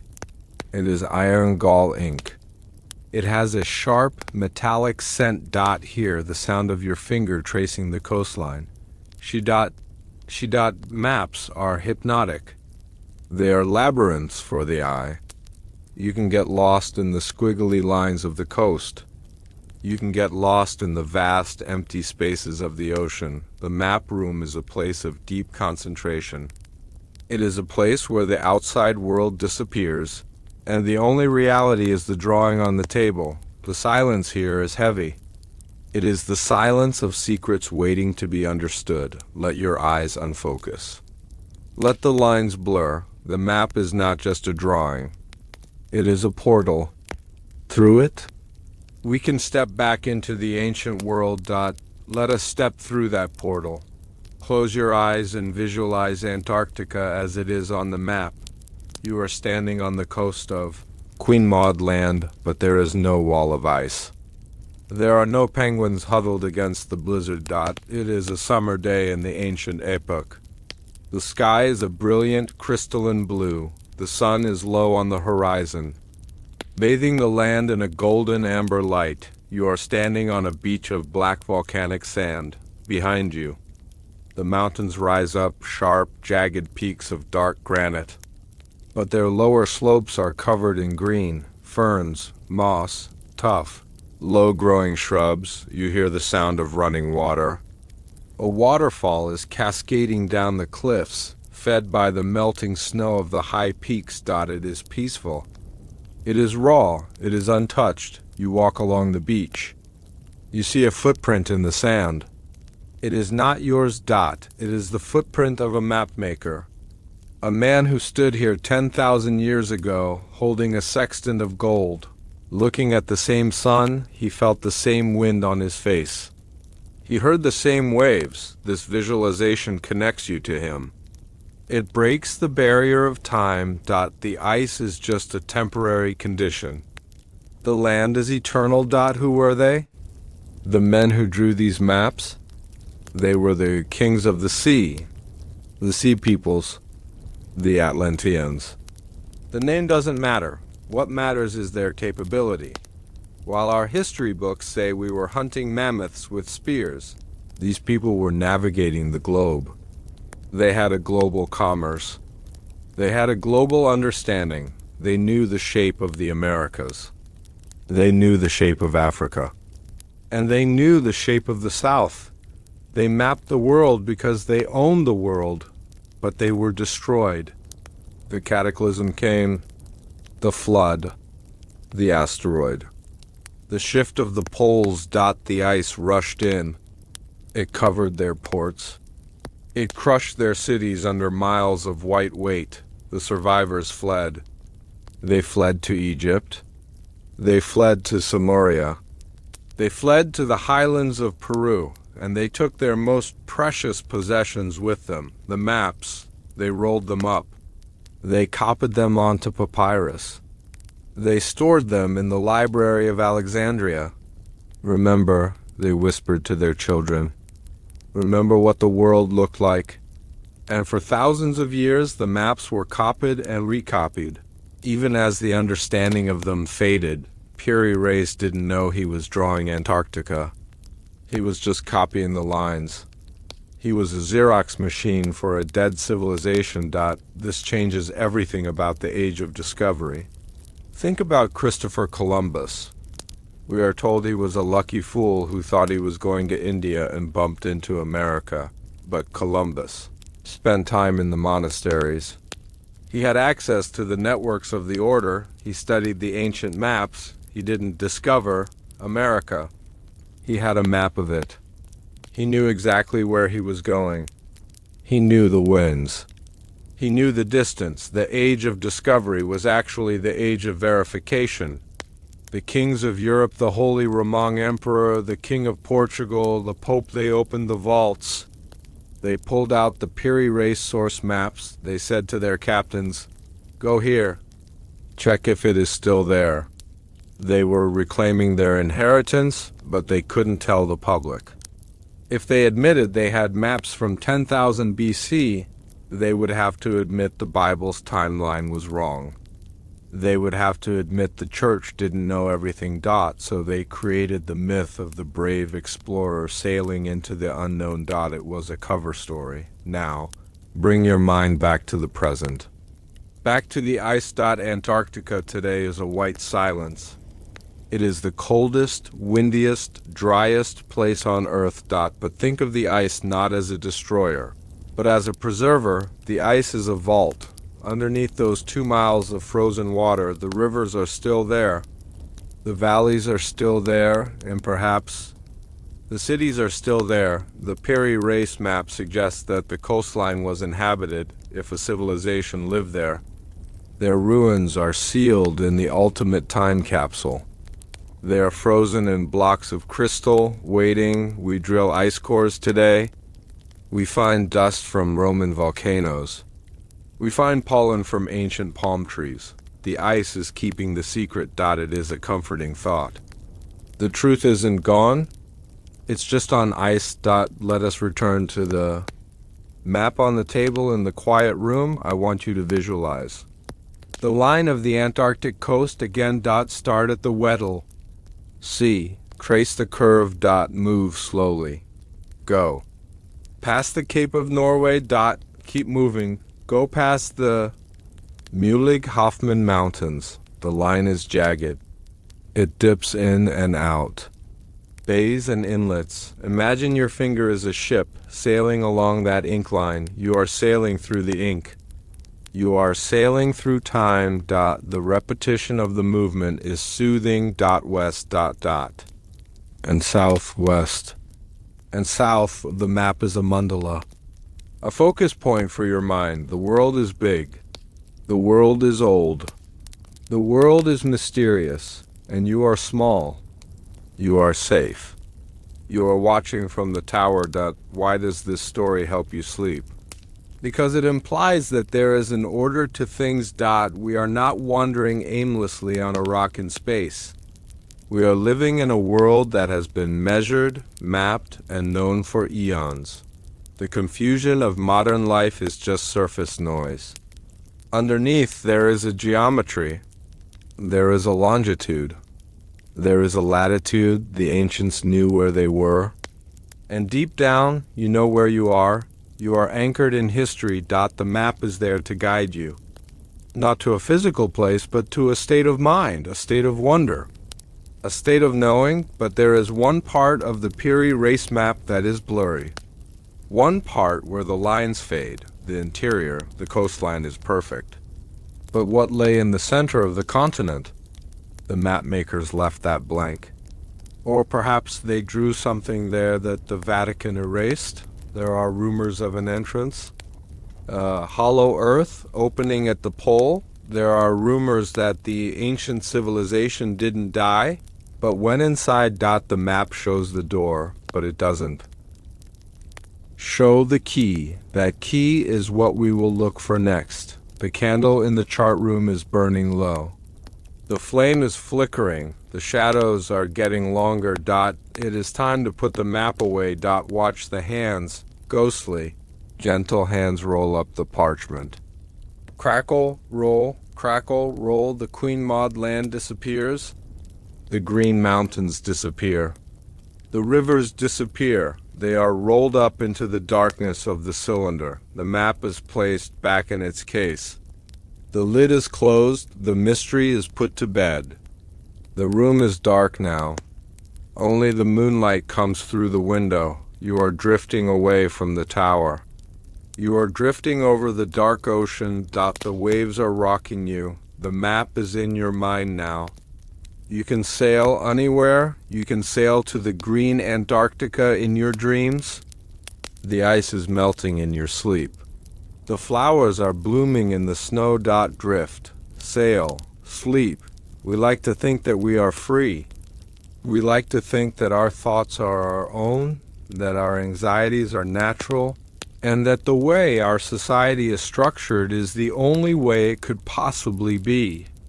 But this is the final layer of the illusion. The theft of the Library of Alexandria was not just a robbery of history. It was a robbery of your potential. The scrolls that were taken, the treatises on psychological manipulation, the blueprints of social engineering, the studies of how to break the human spirit were not burned.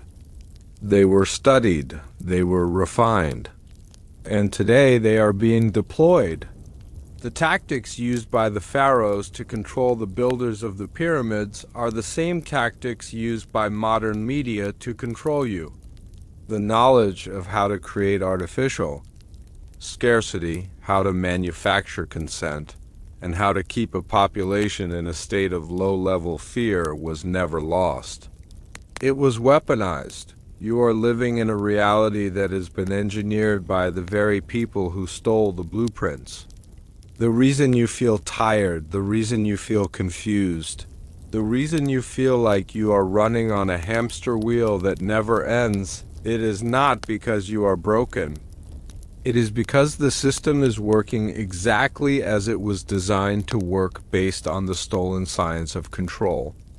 This is the truth the king buried. Now, let that heavy realization sink in. But do not let it raise your heart rate. Instead, let it bring you a sense of profound relief. If the game is rigged, then your struggle is not a personal failure. It is a structural reality. And knowing the structure sets you free. Let us turn back the pages of the years. Let us move from the dusty archives of the Vatican to the invisible architecture of the modern world. Imagine you are standing in a high tower looking down at a sprawling city at night. The lights grid the earth like a circuit board. The cars move like data packets in a stream. The air in the tower is cool and still. The glass is thick, muffling the noise of the chaos below. You are an observer. You are safe. You are about to see the strings that move the puppets. Take a deep breath. Inhale the clarity of the high air. Exhale the confusion of the streets below. We are going to trace the wires. The library contained a specific section known as the governance of the many. It was written by the priest class of Egypt and later added to by the spy masters of Persia, detailed the biology of the human herd. They understood, thousands of years ago, that the human mind has two modes, the rational individual and the emotional collective. They discovered that if you can trigger the amygdala, the fear center of the brain, you can bypass the rational mind entirely. When a person is afraid, they look for a shepherd. Look at the scroll in your mind's eye. It describes the ritual of crisis. To control a city, you must periodically introduce a crisis, a plague, a war, a shortage of grain. It doesn't matter if the crisis is real or manufactured. What matters is the reaction. The population will willingly give up their freedoms in exchange for safety. The ancients perfected this.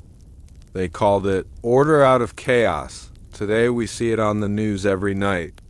The flashing red banners, the urgent music, the breathless reporting of a new threat. It is not news, it is a spell. It is a frequency designed to keep your nervous system in a state of fight or flight. Because when you are in fight or flight, you cannot think about the hidden history. You cannot ask questions about the maps of Antarctica. You are too busy surviving. The knowledge they are using is the knowledge of your own biology. They have hacked your survival instinct. But tonight you are hacking it back. You are seeing the mechanism. And once you see the magician's string, the trick no longer works.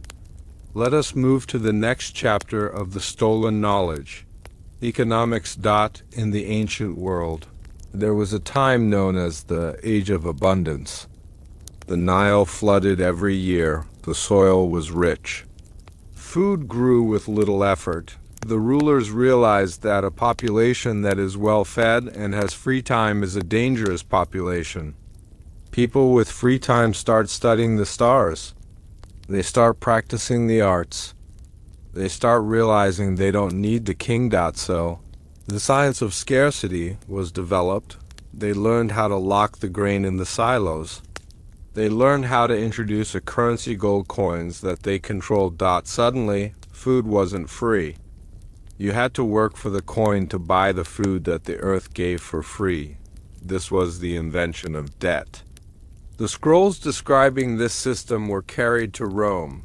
They became the foundation of the Roman tax system.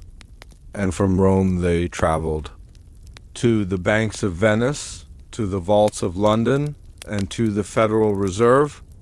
The system you live in, where you must trade the best hours of your life for pieces of paper to pay for a roof that already exists, is not natural. It is an ancient construct. It is designed to keep you exhausted.